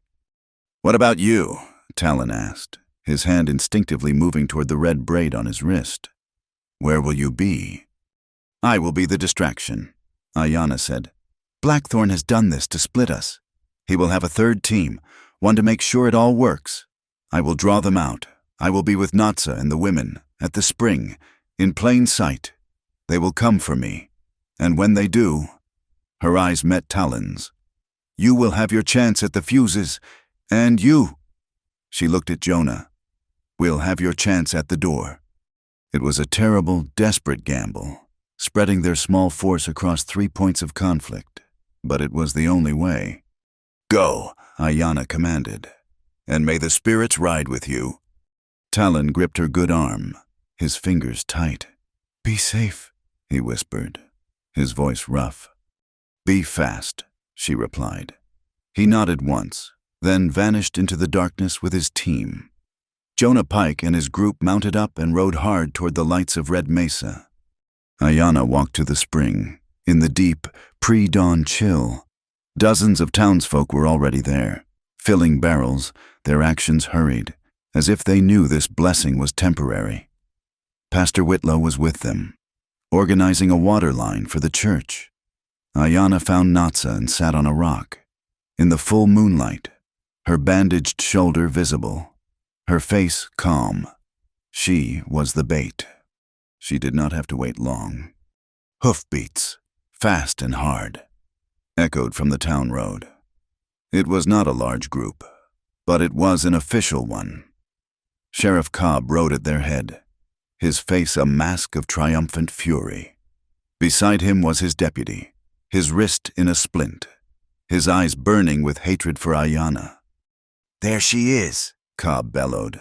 Pointing, the townsfolk scattered, pulling their children back. "Ayanna Greyhawk!" Cobb rode his horse right up to her, forcing her to lean back. He unrolled a piece of paper. "A warrant. By the authority of the Red Mesa Town Council, you are under arrest." "For what?" Ayanna asked, her voice steady, though her heart was pounding. "For inciting a riot, for conspiring with the criminal Jonah Pike, for the assault and kidnapping of my deputy," Cobb roared, playing to the crowd. "Seize her!" The deputy dismounted, a length of rope in his hand, a vicious smile on his face. "My pleasure. Sheriff." "Hold," Pastor Whitlow said, stepping between the deputy and Ayanna. "Sheriff, this woman is a healer. She brought us this water. You cannot arrest her on such charges without a hearing." "Get out of my way, Pastor," Cobb snarled, drawing his pistol. "This is the law, and you are interfering with it." "This is not law," Ayanna said, stepping around the pastor. She looked at Cobb, her eyes filled with contempt. "This is a piece of paper, written by your master. You are here to silence me before the vote. You are a coward." "I am the law," he screamed, his fury breaking all pretense. He leveled his pistol at her. "No," the pastor shouted. The deputy, seeing his chance, lunged. He grabbed Ayanna by her good arm and began dragging her away from the crowd, up the rocky slope of the canyon ridge. "I've got her. Sheriff, let us get her to the jail." "No," Ayanna said, her voice a low growl. She dug in her heels. "You are coming with me. Savage!" The deputy hissed, pulling her hard. He twisted her arm, and a jolt of pure fire shot through her injured shoulder. Ayanna cried out, but the pain unlocked something deep inside her. The deputy was stronger, but he was clumsy, all anger and brute force. He yanked her again, pulling her off balance. She did not resist. She fell forward, into his pull, using his own strength against him. She remembered Natsa's lessons, the balance of the willow, the strike of the hawk. As he stumbled, surprised by her lack of resistance, Ayanna dropped her center of gravity, pivoted on her heel, and drove her elbow straight into his ribs. He grunted, the air rushing out of him. She brought her boot heel down hard on his instep. He howled, his grip loosening for a fraction of a second. It was all she needed. She spun out of his grasp, using the arm wrestling technique Natsa had taught her, a move of pure leverage. His splinted wrist, caught in the maneuver, snapped with a sickening crack. The deputy screamed, a high, thin sound, and fell to his knees, clutching his ruined arm. Ayanna scrambled up the rocks, moving with the speed of a deer, higher onto the dark ridge. "She is getting away," Cobb yelled, furious. Fire at her!" He raised his own pistol and fired into the darkness where she had vanished. The bullet sparked off the rock, inches from her head. The chase was on, but the distraction had worked. Miles away, in the darkness of the warehouse district, Jonah Pike and his team moved like shadows. Elias Boone pointed. There, that's the wagon. They took her in the side door. 2 guards, front, 2, back. Jonah whispered. He looked at Maya, who had joined them, her face pale but determined. You are certain? I am, she said. The office is on the left, the safe is behind the desk, but the main storage area, where they must be holding her, is on the right.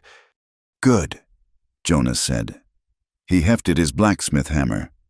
Elias, you and the warriors, you are the rescue. Go to the side door. I will be the diversion. Give me 30 seconds. Then go. Jonah Pike did not sneak. He walked out into the middle of the street and strode toward the 2 front guards, who were smoking cigarettes. Hold right there, one of them shouted, raising his rifle. Jonah kept walking. I am here for the doctor, he said, his voice a low thunder. You are here to die, the man said, leveling his rifle. Jonah threw his hammer. The heavy, perfectly balanced tool spun end over end, covering the 20 yards in a blur. It struck the guard square in the chest with a sound like a side of beef being dropped on pavement. The man collapsed without a sound. The other guard, stunned, fumbled with his rifle. Jonah closed the distance and felled him with a single, massive punch. Now, he hissed. At the side door, Elias and the Comanche warriors smashed the lock and burst inside. 2 vulture riders, who had been playing cards, jumped up, grabbing for their guns. They were no match for the silent, focused fury of the warriors, who disarmed them and bound them in seconds. Amelia, Elias Boone yelled, running into the main storage area. Here, her voice called out, sharp and angry. In the grain office. He found her, tied to a chair, but unhurt, her eyes blazing with indignation.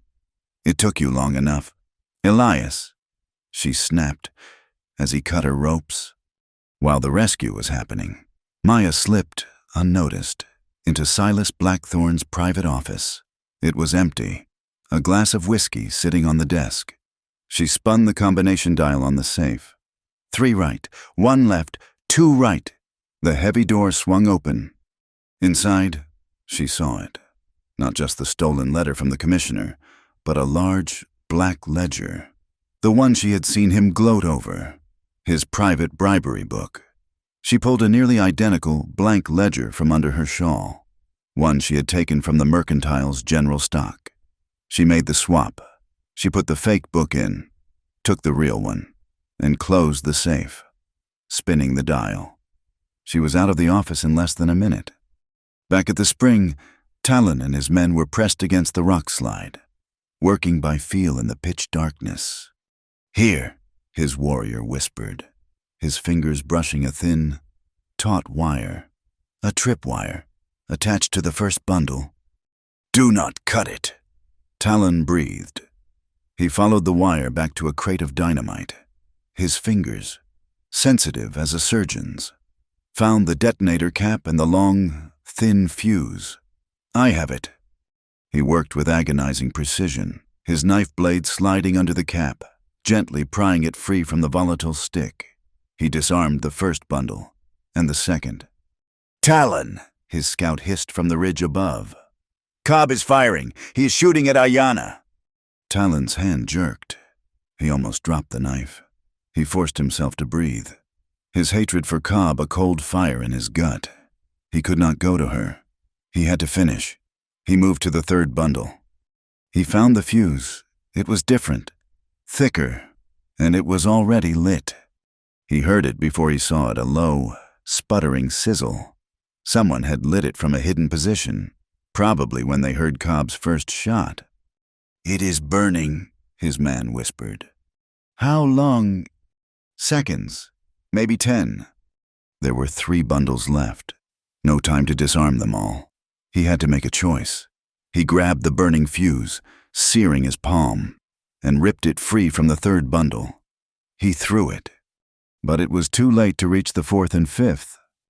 Back! He screamed. Get back! He and his men threw themselves behind a massive boulder just as the church bell in Red Mesa began to toll.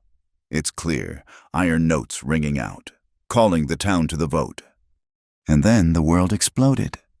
The blast was not the mountain-shattering roar Blackthorn had intended, but it was still a deafening, terrifying explosion.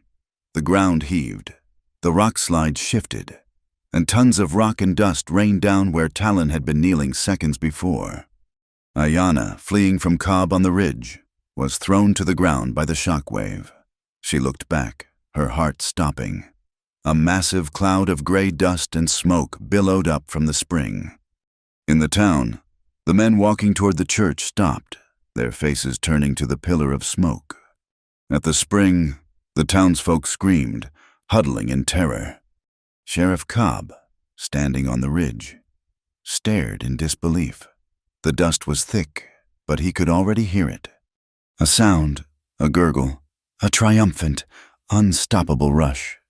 As the dust began to settle, Pastor Whitlow, his face pale, walked to the edge of the new crater. The rock slide had shifted, but the blast, instead of burying the spring, had only widened the fissure. The water, the clean, cold water, was now pouring out, 10 times stronger than before. It was a small river. The people let out a collective, ragged cheer. They had their water. It was theirs. Cobb, his face a mask of purple, apoplectic rage, realized he had lost his warrant, his authority. The explosion, it had all failed.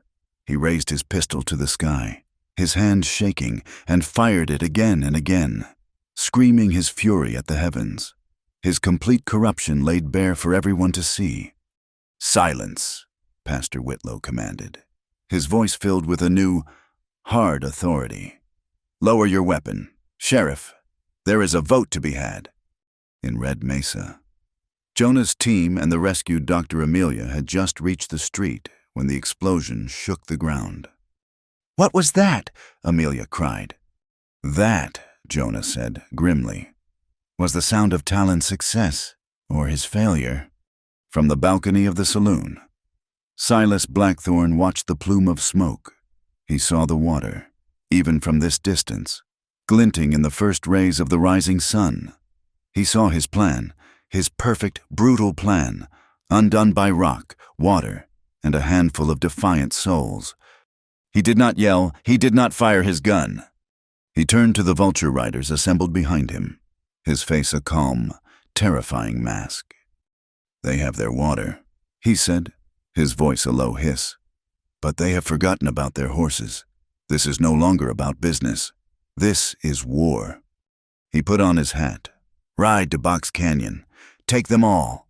The dry, high-altitude air of Box Canyon was already thick with the dust of the terrified herd by the time Silas Blackthorn and his vulture riders arrived. The canyon was a perfect trap, a deep, sheer-walled inlet with only one wide, easily guarded entrance. The sacred herd, numbering over 100, milled nervously in the back of the cul-de-sac, their beautiful painted coats dull with sweat and fear. Blackthorn's men, a rough-looking company of over 30 riders, fanned out, blocking the canyon mouth. They were not just riders. They were professionals, armed with rifles, ropes, and branding irons. "Build the fire," Silas commanded, his voice flat and devoid of the rage he had shown earlier. This was business again, cold and final. "Set up the branding chute. I want my mark on every single one of them before the sun is high. We legalize this herd, one by one." A sharpshooter, a man with a long-range rifle, scaled the northern ridge, settling himself into a stable, shadowed niche that gave him a perfect view of the entire canyon floor. The vulture riders dismounted, built a large fire, and began heating the heavy irons that bore Blackthorn's simple, brutal brand a circle with a cross through it. They were in the middle of this work when Talon, Ayanna, and their small, desperate alliance arrived on the ridge opposite the sharpshooter. They were a force of barely 15. Talon, Ayanna, Jonah Pike, Dr. Amelia Ward, Elias Boone, Maya, Pastor Whitlow, and 8 Comanche warriors. They were exhausted, outnumbered, and staring down at an impossible situation. "He has us," Ellis Boone said, his voice a low groan. "He has the only way in or out, and he has the high ground." Talon's gaze was not on the men. It was on the sun, which was just beginning to climb, its rays striking the tops of the canyon walls. He turned to his warriors. "Give them to me," he said. The men reached into their pouches and produced small, round brass mirrors, polished to a high sheen. Originally used for signaling, Talon took them. "This is not a battle of strength," he said, handing the mirrors to 5 of his men. "It is a battle of light. You 5, spread out along this ridge. When I give the signal, you will catch the sun. You will put its fire in that man's eyes." He pointed to the sharpshooter on the opposite cliff. "Blind him. Blind the men at the entrance. Do not stop until they are broken." He turned to Ayanna. "The herd is trapped." "No," Ayanna said, her voice quiet. She was staring at the sheer rock wall at the very back of the canyon. "They are not. Look!" She pointed. At first, they saw nothing, just solid red rock. Then, they saw what she did a shadow, a vertical crack, no wider than a man, hidden by a fold in the stone. "The Hawk's Path," she whispered. "Natsa told me of it. It is a path so narrow a man must walk it sideways, but it leads up, through the rock, and out onto the high plains." "Horses cannot climb that," Jonah said, shaking his head. "They will," Ayanna said, "if they are led, if they are not terrified." She walked to her white horse, Sunspot, who had been brought by one of the warriors. She swung herself onto his back, her movements fluid despite her bandaged shoulder. She pulled the small, flat hand drum from her saddle. "I will lead them. You." She looked at Talon. "Just give me the path to get to them." Talon locked eyes with her. He saw no fear in her, only a white-hot, singular purpose. He nodded. "Jonah," Talon said. "You, Elias, and the pastor. You are our rock. You will guard the good doctor." "I will do more than that," Jonah Pike said, his gaze fixed on the sharpshooter opposite. "That man is my business." "Dr. Ward," Ayanna said, looking down from her horse. "I am aware of my duties, Miss Greyhawk," Dr. Amelia replied, already opening her black bag and tearing strips of linen. "Now go, before they see us." "Now!" Talon roared, raising his hand to the sun. On the ridge, 5 points of light flashed into existence. The brass mirrors caught the morning sun and focused it, sending 5 blinding, dazzling beams of pure light straight across the canyon. The sharpshooter, his eye pressed to his rifle's scope, cried out, dropping his weapon as the concentrated sunlight burned his retina. He collapsed back, clawing at his face. The men at the canyon mouth fared little better. The flashing, unpredictable light hit them like a physical blow. They threw their arms up, their vision exploding into white spots. Their horses reared, terrified by the spirit fire dancing on the rocks. "Ayanna!" Talon shouted. "Hiya!" Ayanna screamed, kicking Sunspot. The white horse leaped from the ridge, galloping down the steep, shale-covered slope, a brilliant white comet against the red rock. She rode straight for the panicked herd, her drum in her hand. The vulture riders, recovering their senses, saw her. "It is the witch!" one of them yelled. "Stop her!" The battle began. Talon and his warriors charged down the slope, not with guns, but with their lariats. They were the masters of the rope. They descended on the confused men at the canyon entrance, their ropes singing. Loops tightened around arms, ankles, and necks, pulling the gunmen from their saddles before they could even aim. Sheriff Cobb, who had ridden with Blackthorn, saw Ayanna racing for the herd, his rage from the spring, his humiliation. All of it coalesced into a single point of hatred. He raised his rifle, tracking the white horse. He was too far to be accurate, but he was driven by pure malice. He fired, The bullet sang past Ayana's head. She did not flinch. He fired again. This time, the bullet was closer. It tore through the air, grazing the skin of her cheek. A sharp, burning line. She cried out, her hand flying to her face, her rhythm faltering. Talon, who had just pulled a rider from his horse, saw her stumble. He saw the red line on her face. A roar of pure, protective fury tore from his throat. He abandoned his own fight and spurred his horse, launching himself across the open ground to intercept Cobb, putting his own body between the sheriff and the woman he loved. He slammed into Cobb's horse, and the two men went down in a cloud of dust and flailing limbs. The canyon floor erupted into chaos. It was not a battle of lines and orders. It was a swirling, desperate melee. Talon's warriors were outnumbered 3-1, but they fought with the land. Elias Boone, seeing more riders attempting to enter the canyon, let out a war cry and, with 2 warriors, used their pry bars to dislodge a key boulder, starting a small landslide that partially blocked the entrance, cutting off Blackthorn's reinforcements. The air was thick with dust, the screams of men, and the high-pitched, terrified neighing of the trapped herd. On the ridge, Jonah Pike ran. He moved along the cliff edge, circling toward the blinded sharpshooter, who was just now retrieving his rifle, his vision blurred and spotting. The man saw Jonah coming and tried to raise the heavy weapon, but he was too slow. Jonah, a former soldier, tackled him with the force of a bull. They crashed onto the rocky ledge, a brutal, grounded fight.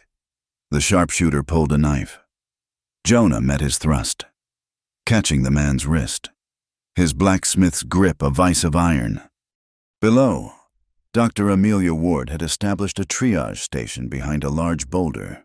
A Comanche warrior went down, a bullet in his thigh, before any of Blackthorn's men could finish him. Dr. Amelia was there. She dragged the heavy man by his shoulders, pulling him into the cover of the rock, and immediately began to pack the wound, her face a mask of intense, professional calm, her hand steady amidst the gunfire. Ayana, her cheek bleeding freely, her heart pounding with the rhythm of a war drum, fought to regain control. She looked at the terrified herd, packed against the back wall, and then at the narrow, dark slit of the Hawk's path. They would never enter it. Not in this panic. She closed her eyes for 1 second. She saw the water at the spring. She felt Talon's hand. She lifted the small hand drum. Bum-bum! Bum-bum! Bum-bum! She began to play. Not a fast, frantic rhythm, but a slow, steady, powerful beat. The rhythm of a heart, the rhythm of the earth. The beat cut through the chaos. A single, unifying sound. She urged Sunspot forward, toward the pass, her eyes on the lead mare. Bum-bum! Bum-bum! The lead mare's ears swiveled. She turned her head, her wide, frightened eyes locking on the white horse and the woman with the steady beat. Sunspot, trained and fearless, walked calmly toward the dark opening. Silas Blackthorn watched from the center of the canyon, his branding iron now useless in his hand. He saw Ayana. He saw the herd begin to calm, to turn toward her. He saw his prize, his leverage, his entire plan, about to vanish into a crack in the rock. He dropped the iron. He ran to his supply wagon. His men were losing. His sharpshooter was silent. His reinforcements were blocked. He had one last, terrible card to play. He wrestled a large 50-gallon barrel of lamp oil from the wagon. A long fuse was already coiled on top, a stick of dynamite taped to it as a detonator. It was his firewall, meant to trap the herd. Now, it would be their tomb. "If I cannot have them," he snarled, his civilized mask completely gone, "no one will." He placed the barrel at the mouth of the narrow pass, blocking it. He pulled a match from his vest, struck it on his boot heel, and lit the fuse. The fuse sparked, sizzled, and began to burn down. A fast, angry snake. Ayana the fuse. Talon, having knocked Sheriff Cobb unconscious, saw Blackthorn. He sprinted, his body aching, his lungs on fire. Blackthorn saw him coming and drew his pistol, firing wildly. Talon did not slow. He dove, shoulder first, slamming into Blackthorn just as the man was about to roll the barrel into the herd. The pistol flew. The two men grappled, their hands clawing, punching, a desperate, silent struggle for the burning fuse. The fuse was inches from the dynamite, sputtering. Blackthorn fought with the strength of a cornered animal, his fingers locking onto Talon's throat. Talon ignored the choke. He reached past Blackthorn's head, grabbed the burning, sparking fuse, and ripped it free with his bare hand. The skin of his palm seared, but he did not cry out. He threw the sputtering fuse, and it landed harmlessly in the dust. At that exact, breathless moment, a sound echoed from the high ridge, a sound that was not a gunshot or a drum. It was a long, clear blast from a signal horn. Blackthorn's men, already beleaguered by the warriors and the rock slide, looked up. On the ridge above the entrance, silhouetted against the bright morning sun, was a line of figures: Pastor Whitlow, Elias Boone, and at least 15 townsfolk, the men who had cast their no votes at the church, armed with hunting rifles and a new, cold fury. Maya stood beside the pastor, the horn still in her hand. They had created a pincer. The vulture riders were trapped. That was the breaking point. Ayanna, seeing her opening, seeing Blackthorn defeated, struck her drum with a final, powerful, 3-beat command. Bum, bum, bum! She spurred Sunspot, and the white horse leaped into the narrow, dark passage of the Hawk's Path. The lead mare, her heart captured by the drum and the brave white horse, followed, and behind her, the entire sacred herd, a river of painted, muscled life, surged into the pass. They flowed into the rock, their hooves striking stone, the sound like thunder. In 30 seconds, the canyon was empty. The herd was gone. They poured out onto the high, open plains, free. Silas Blackthorn stood, his chest heaving, his face slick with sweat and dirt. Talon released him and stepped back, his burned hand held at his side. The vulture riders, seeing the townsfolk above and the victorious warriors below, threw down their weapons. Jonah Pike appeared on the ridge, his opponent subdued. Silas Blackthorn looked at the empty canyon. He looked at the armed townsfolk. He looked at Talon, bloody but standing. He looked at Ayanna, who was just now riding back out of the pass, her face streaked with blood and triumph, her drum silent. He had lost his leverage, his army, his plan, all of it had turned to dust. The thundering of hooves was already fading, replaced by the wind, the only sound in a canyon that now belonged to the people. The high, thin wind was the only sound. The thunder of the sacred herd was gone, a fading echo on the high plains.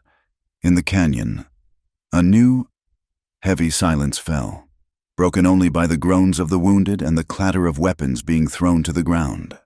The vulture riders, their escape cut off by the armed townsfolk on the ridge above, raised their hands in surrender.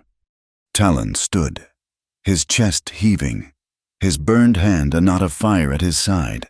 He watched Silas Blackthorn, who stood alone by his wagon, his face a mask of disbelief, his civilized veneer cracked, revealing the raw, baffled predator beneath. Ayanna, her face streaked with her own blood, had dismounted Sunspot and was walking slowly toward Talon, her eyes locked on his.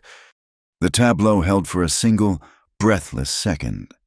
And then, a groaning, furious shape lunged from the dust. Sheriff Cobb, his face a mask of dirt and blood from where Talon had struck him, had recovered. He did not go for his rifle. He saw Ayanna, isolated, her back to him, in one last, desperate act of spite. He surged forward and grabbed her, his thick arm locking around her throat and pulling her tight against his body. He pressed the barrel of his revolver, his last weapon, hard against her temple. The canyon froze. "Drop it, Redbird!" Cobb screamed, his voice cracking. He dragged Ayanna into the open, her body a shield, his eyes wild and terrified, fixed on Talon. Drop that knife, drop it now, or I will put a bullet through her head. Talon, who had just retrieved his knife, stood rigid. His gaze was fixed, not on Cobb, but on Ayanna. He saw the pain as Cobb's arm crushed her injured shoulder, but he also saw the unbending iron in her spine. "I will not say it again," Cobb shrieked, his hand shaking, his knuckles white on the pistol. "On your knees. Both of you, drop the knife and get on your knees." Ayanna looked at Talon. The gun was cold against her skin. She could feel the sheriff's body trembling with rage and fear. She knew this was the end, one way or another. She would not let it be his.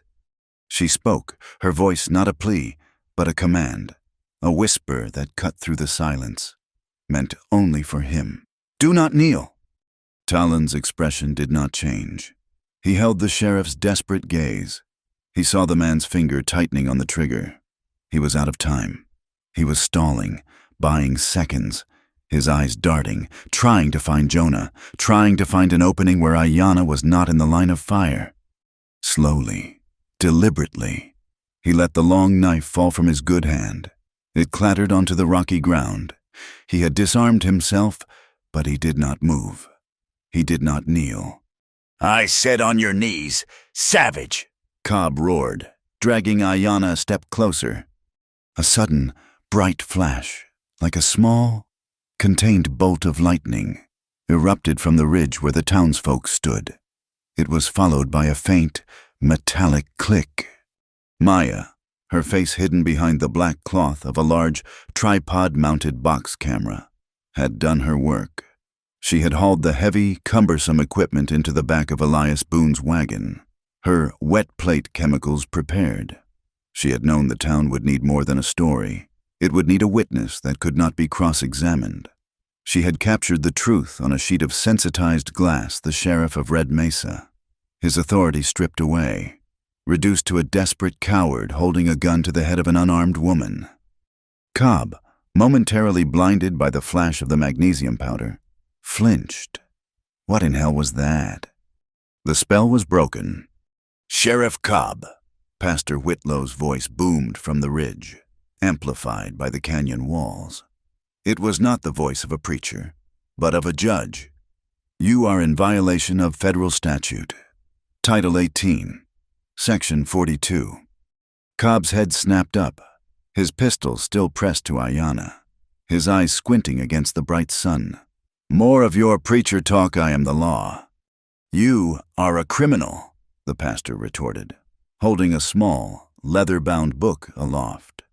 "The law explicitly states that any person, acting under color of authority, who uses threat or violence to deprive any citizen of their rights, or to coerce the seizure of lands under federal treaty, shall be guilty of a high crime." "He is right, Sheriff," a new voice thundered. Jonah Pike stepped forward on the ridge, his arms bare, his face a mask of cold justice. He was not holding a gun. He held, in his two massive hands, the folded blue standard of the 9th Cavalry, his regimental flag. He shook it open, and the embroidered buffalo unfurled in the wind. "And as a veteran of the United States Army, I accuse you of treason. You have waged war against the treaties of this nation, and you have done it for him." He pointed down at Silas Blackthorne. As if rehearsed, the 15 armed townsfolk on the ridge stepped forward with him, forming a single, grim, silent line. Their rifles were not pointed at Cobb, but they were held at the ready. It was a jury, and it had reached its verdict. Down on the canyon floor, Dr. Amelia Ward, her hands and apron stained with the blood of the Comanche warrior she had just stabilized, walked out from the cover of her rock. "And I accuse you, Sheriff Cobb, of the torture of a prisoner in your custody," she declared, her crisp Boston voice cutting through the last of Cobb's authority. Cobb's face, which had been purple with rage, turned a mottled, sickly white. He looked from the pastor's book, to Jonah's flag, to the doctor's accusing finger. "Lies, all of you. You are all liars." "Am I?" Dr. Amelia said, holding up a small, leather-bound notebook. "I have my medical report. The one I filed this morning with Pastor Whitlow for safekeeping. It details, in precise medical language, the ligature wounds, the contusions, and the deliberate tissue damage inflicted on Jonah Pike, a man who, by my own witness, did not resist you. That is not law. Sheriff, that is barbarism, and it is a prosecutable federal offense. The net had closed. He was trapped, not by bullets, but by words, by law, by medicine, by truth. His world, built on brute force and a tin star, dissolved. His pistol wavered. He looked at the armed townsfolk above. He looked at the unmoving, condemnatory faces of Jonah Pike, Pastor Whitlow, and Dr. Amelia. He looked at Talon, who stood disarmed, but unbroken, watching him. And finally, he looked at Silas Blackthorne, who stood by his wagon, watching the entire scene with a cold, analytical, and utterly detached expression. "Silas?" Cobb whispered, his voice a pathetic plea. "Mr. Blackthorne, tell them it was for the town, tell them." Silas Blackthorne met Cobb's desperate gaze. His eyes were flat, like polished stones. He had made his calculation. Cobb was no longer an asset. He was a witness. He was a link. He was a loud, messy, and compromising liability. Blackthorne's hand moved, not to his wallet, but to the pistol in his holster, the one he had retrieved after his fight with Talon. "Silas, no!" Ayanna screamed, realizing his intent a second before anyone else. The shot was deafening, its echo cracking against the canyon walls. But the bullet was not for Talon. It was for his own man. Sheriff Cobb cried out, a high, thin sound of pure, childlike surprise. His body jerked, as if struck by a giant's fist. His arms flew open, his pistol discharging harmlessly into the sky as he released Ayanna. He stumbled forward, his hands grasping at the sudden, searing pain in his back. He fell to his knees, his eyes wide with the profound, terrible shock of betrayal. Ayanna scrambled away, falling into the dust, as Talon was already moving. He did not go to her. He went for Blackthorne. He crossed the 20 yards of open ground in 4 long, driving strides, his face a mask of cold, controlled fury. Blackthorne fumbled, trying to raise his pistol for a second shot, but Talon was too fast. He slammed into the man, his burned hand, raw and blistering. Grabbing Blackthorne's gun wrist, the pain was agonizing, a white-hot flash that went straight up his arm, but his grip was a band of iron. He twisted, a sharp, violent wrench of bone and sinew. Blackthorne screamed as his wrist broke, and the pistol clattered to the rocks. Talon drew back his good fist. His blood was singing. He was a warrior. This man had tried to poison his water, steal his land, burn his people, had threatened Ayanna, and had just shot his own partner in the back. Talon's arm tensed, ready to strike the blow that would end it all. He stopped. His fist trembled, inches from Blackthorne's terrified, contorted face. He saw the man's pathetic, evil eyes. He heard Ayanna's voice. "I am not like other girls." He heard his own promise. "That is why I love you." He saw the pastor, a man of law. He saw Jonah, a man of honor. He felt the small, threadbare red braid on his other wrist, a promise of a different kind of strength. "No," Talon snarled, his voice a low, guttural growl that was more terrifying than any blow. He lowered his fist. Not revenge. He grabbed the front of Blackthorne's expensive suit. "Justice." He shoved Blackthorne, hard, sending him sprawling into the red dust. The fight was over. The vulture riders, seeing their leader captured and their paymaster defeated, sagged, their hands raised high. "Jonah," Talon commanded, his voice raw. "Bind him." As Jonah Pike moved forward with a rope, the complete, unbreakable chain of evidence was finally assembled. Maya, her face flushed with victory, carefully descended the ridge, her precious, fragile glass plate held in its dark, protective box. "I have it," "Talon," she called out, "I have the picture, the proof." She also held up the black ledger book she had liberated from the safe. "And I have his book, the real one, the one with all the payments." Elias Boone, his face grim, walked over and picked up the tin of axle grease from a captured vulture rider's saddlebag. "And we have the proof of the fire."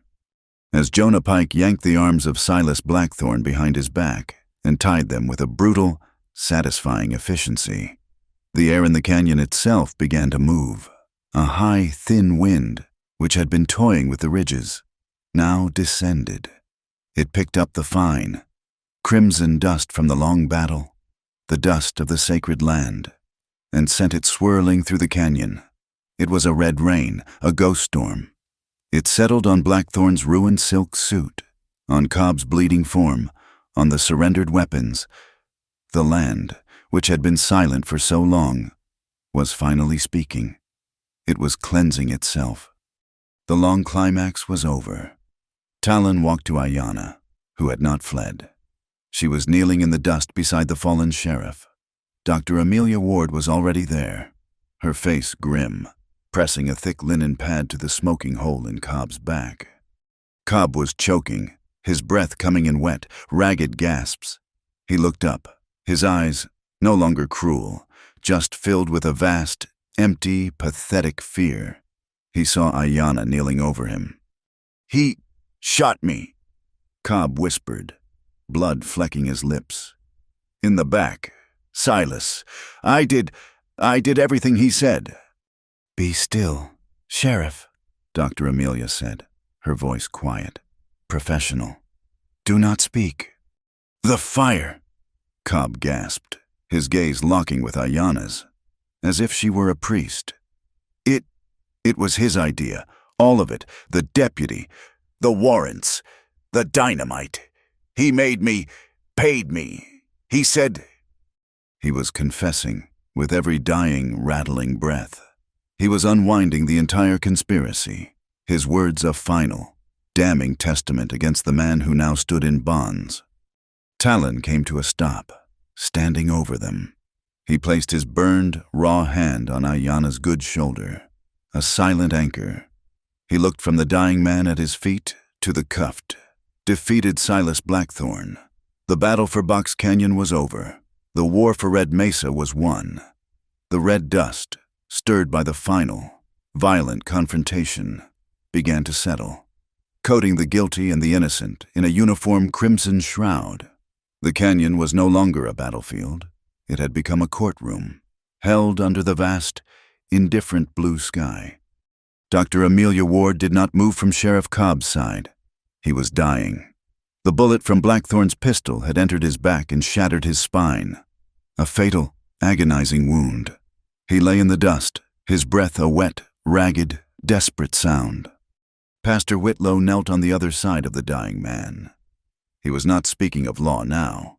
He held Cobb's hand, his voice low and steady, offering a prayer not of damnation, but of release. "Though your sins be as scarlet," he murmured, "they shall be as white as snow." Cobb's eyes, no longer filled with rage, but with a terrible, childlike clarity, fixed on Ayanna. "He shot me! He shot me!" he whispered, the confession a broken litany. "The fire, the dynamite, the warrants. It was all him, all for the railroad. Paid me." Dr. Amelia held the linen pad to his back, her face a mask of professional sorrow. His confession, prompted by the simple, human kindness of his two greatest adversaries, spilled out. He named the vulture riders. He detailed the plan to bribe the federal commissioner. He admitted to planting the evidence on Little Hawk. He laid the entire conspiracy bare, his words a final, desperate attempt to unburden his soul before the darkness took him. And then, with a last, shuddering sigh, he was still. Dr. Amelia gently closed his eyes. She stood, her apron dark with his blood, and looked at the assembled crowd. "He is gone." Pastor Whitlow rose, his face etched with the gravity of the moment. He turned his gaze from the body of the sheriff to the bound, defeated figure of Silas Blackthorne. There will be no more bloodshed, the pastor declared, his voice echoing in the sudden, profound silence. We will not answer lawlessness with more lawlessness. We will have justice, here, now. He gestured to Jonah Pike and Ellis Boone. Bring a table from the supply wagon, and bring the prisoner. They dragged a heavy freight table into the center of the canyon. Silas Blackthorne, his face a mask of pale, silent fury. His broken wrist bound uselessly at his side, was shoved into a chair.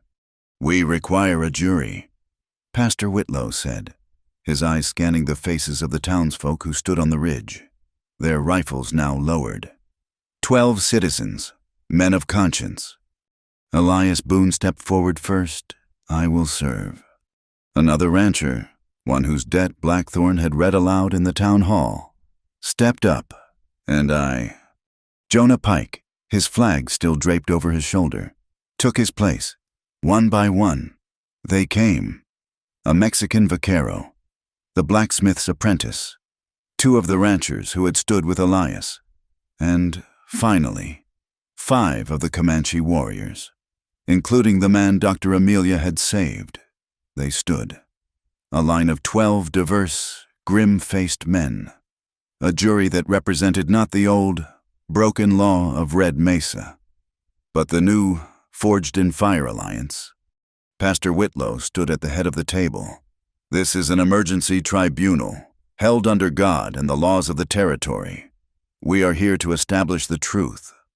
The evidence was laid out on the table. Exhibit 1, the pastor said. Maya stepped forward and placed the heavy, still damp glass plate from her camera on the table. A photograph, she said, her voice clear, showing Sheriff Cobb holding Ayanna Greyhawk hostage, his gun to her head. Exhibit 2, the pastor continued. Maya placed the thick, black ledger book she had taken from the safe. Silas Blackthorne's private ledger, she stated, detailing all payments, bribes, and land transfers promised to Commissioner Davies and Sheriff Cobb. Exhibit 3, Dr. Amelia Ward placed her small, blood-stained notebook on the table. My medical report, detailing the torture of Jonah Pike while in the custody of Sheriff Cobb. Exhibit 4, Elias Boone said, his voice a low growl. He threw the greasy, branded tin of axle grease onto the table. Found on the men who set fire to my barn. The seal matches the stock in Blackthorne's own mercantile. And finally, Pastor Whitlow said, his voice softening with sorrow, we have the dying and full confession of Sheriff Cobb, witnessed by all present, naming Silas Blackthorne as the architect of all these crimes. He looked at the jury. The evidence is absolute, but let the witness speak. Maya stepped forward. She did not look at Blackthorne. She looked at the jury.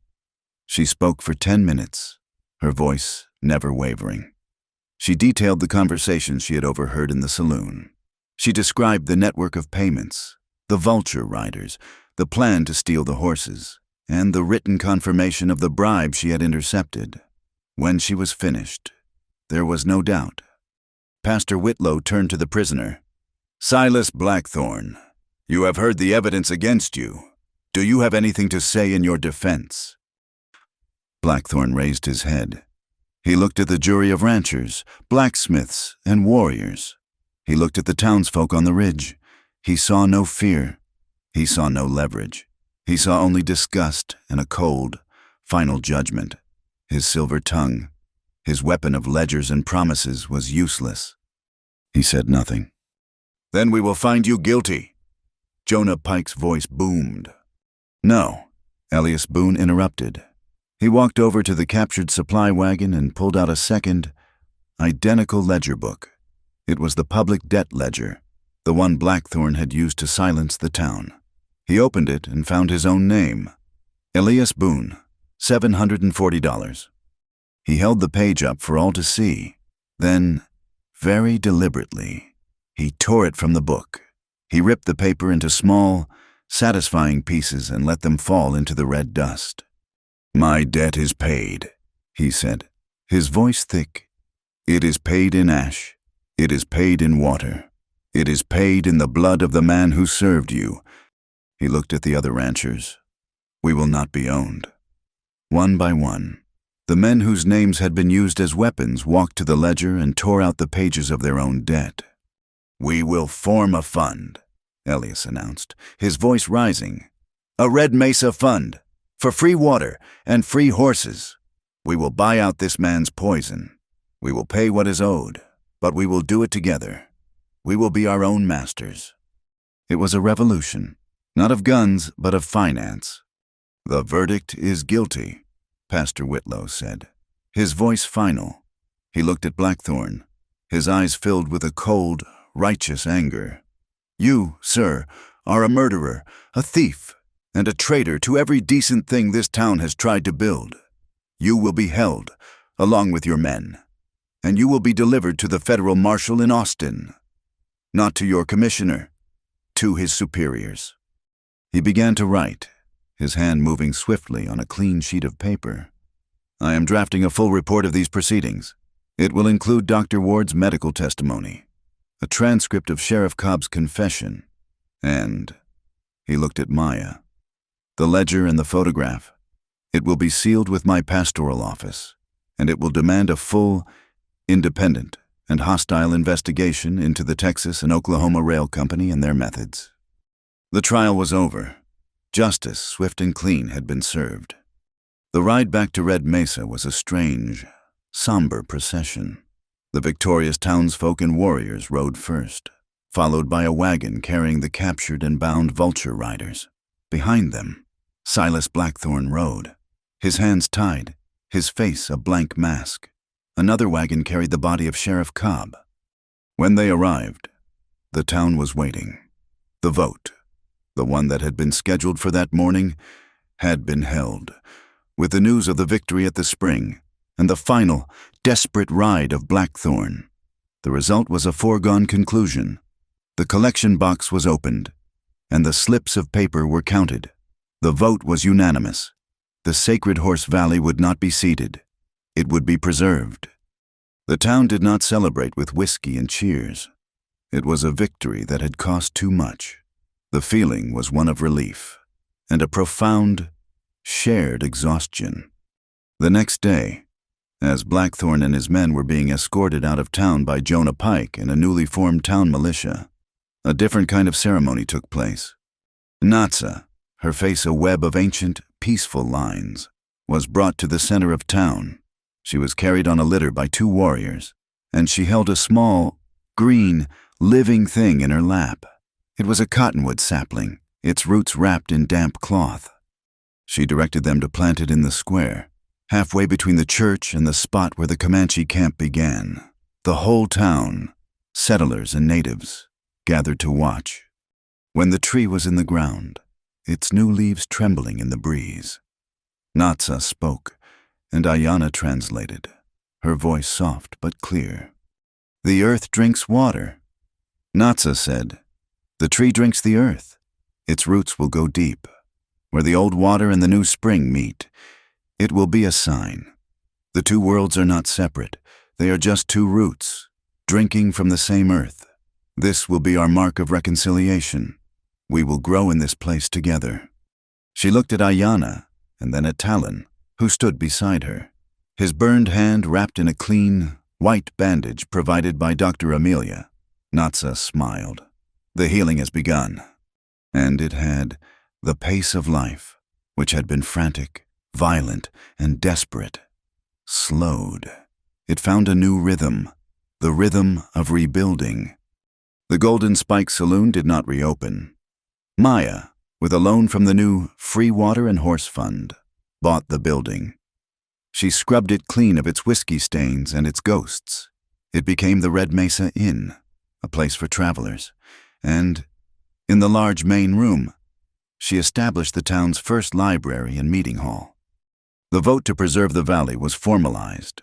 The town council, now led by Pastor Whitlow and Elias Boone, drafted a new charter.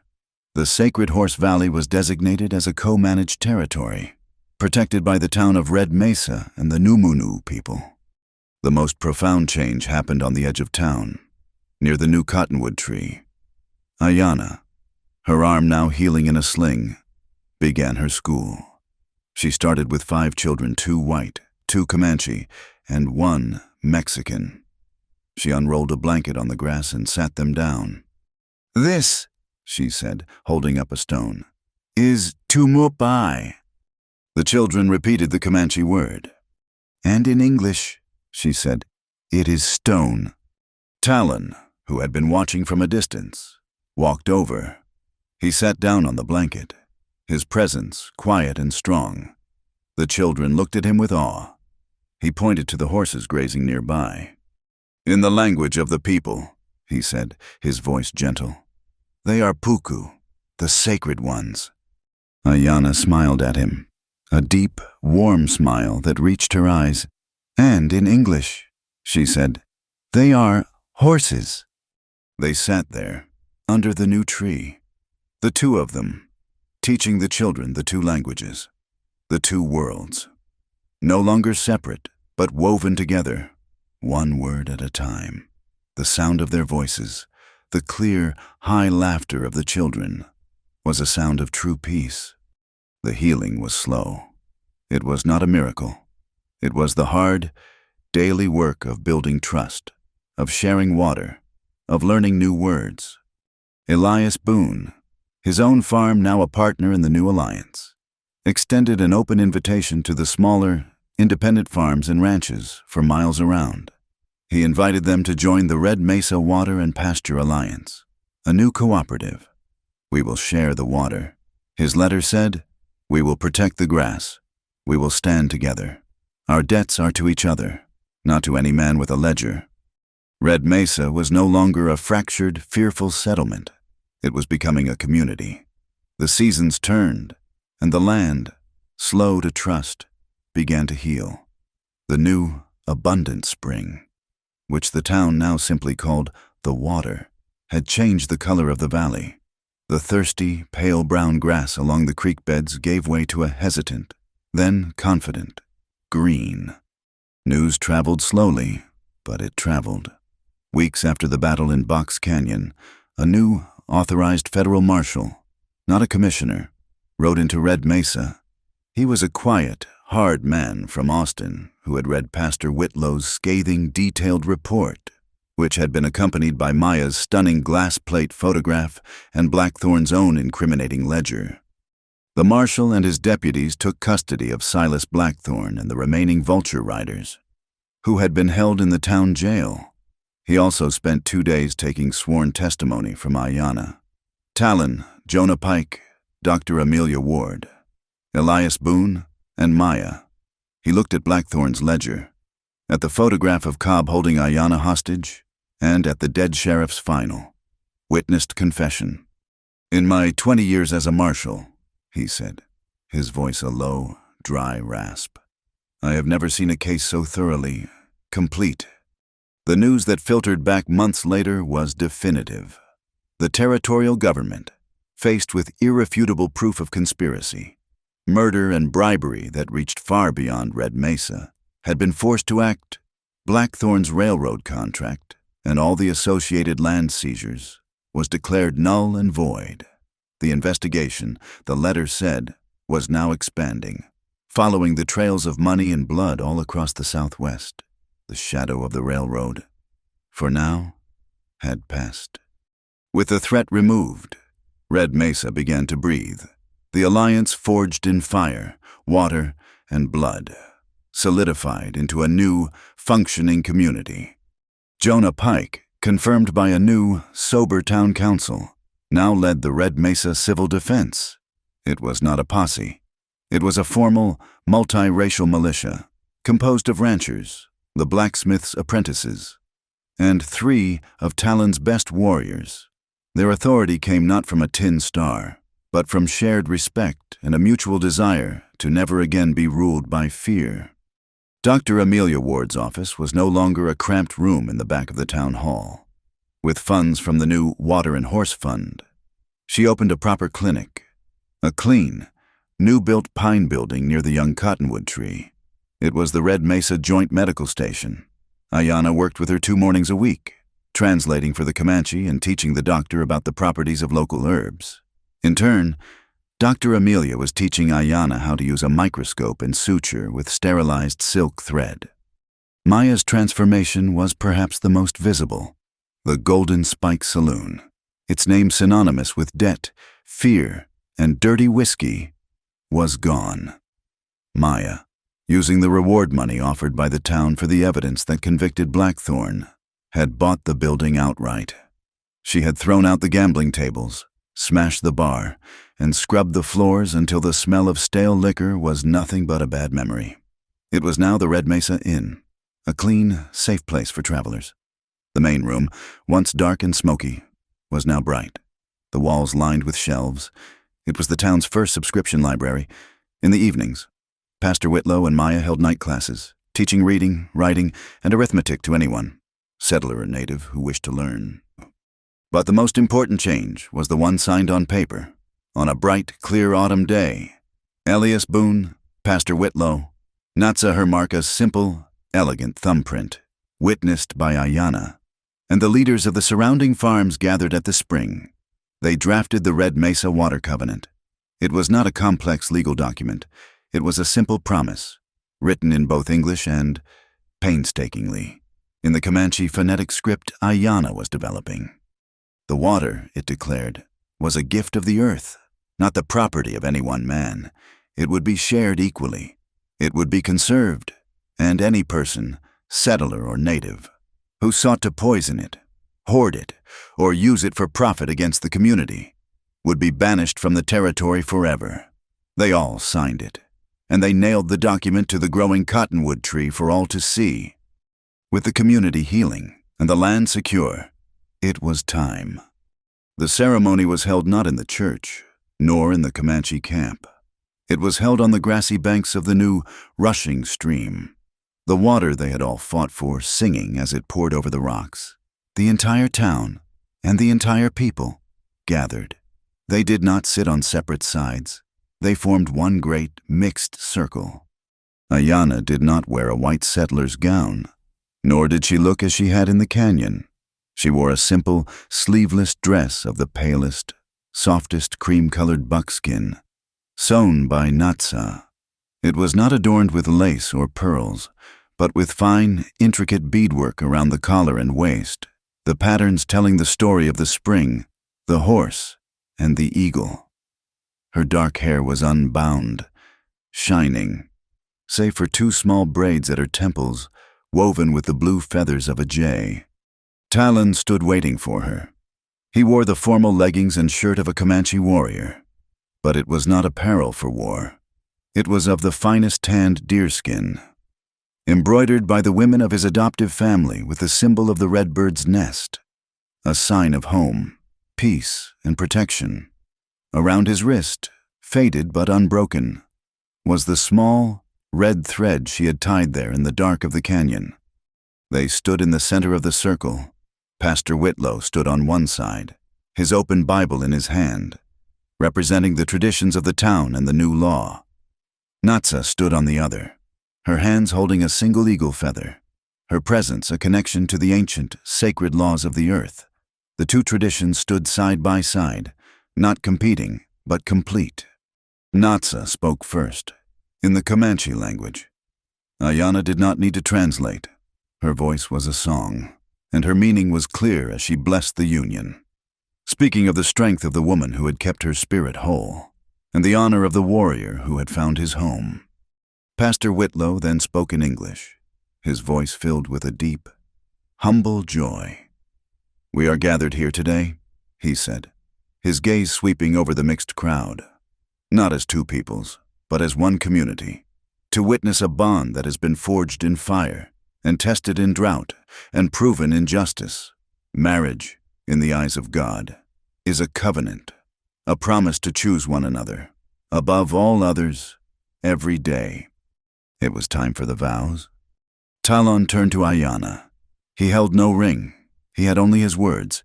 He looked at her, his dark eyes steady, all the warrior's hardness gone, replaced by a warmth that was as bright as the new spring. "Ayanna Greyhawk," he said, his voice quiet, but clear and strong, carrying on the breeze for all to hear. You are the voice of the translator and the hand of the healer. You are the courage of the hawk and the heart of the water. You are my heart. He paused, his voice thickening slightly. I choose you. I will choose you every morning, for all the mornings of my life. Ayanna looked up at him. She saw the man who had respected her boundaries, who had stood as her shield, who had offered her a patience that was more profound than any declaration of passion. All the shadows of her past, the loneliness of being caught between two worlds, the fear of being claimed, it all simply evaporated. She smiled. It was a slow, radiant smile that was entirely, unapologetically hers. She raised her hand and gently touched the faint, silvery scar that ran along her cheek, the mark of the bullet she had taken in the canyon. I am not like other girls, Talon Redbird, she whispered, the words no longer a confession of fear, but a statement of pure, joyful fact. A slow smile, one of full recognition and deep love, spread across Talon's face. He covered her hand with his own, his burned palm rough and warm against her skin. That is why I love you, he replied, his voice a low, sure promise. He leaned forward. He did not claim her mouth in the manner of the settlers, in front of the pastor, and Natsa, and all the people. He gently pressed his forehead to hers, a joining of spirits, a sharing of one breath, one thought, one future.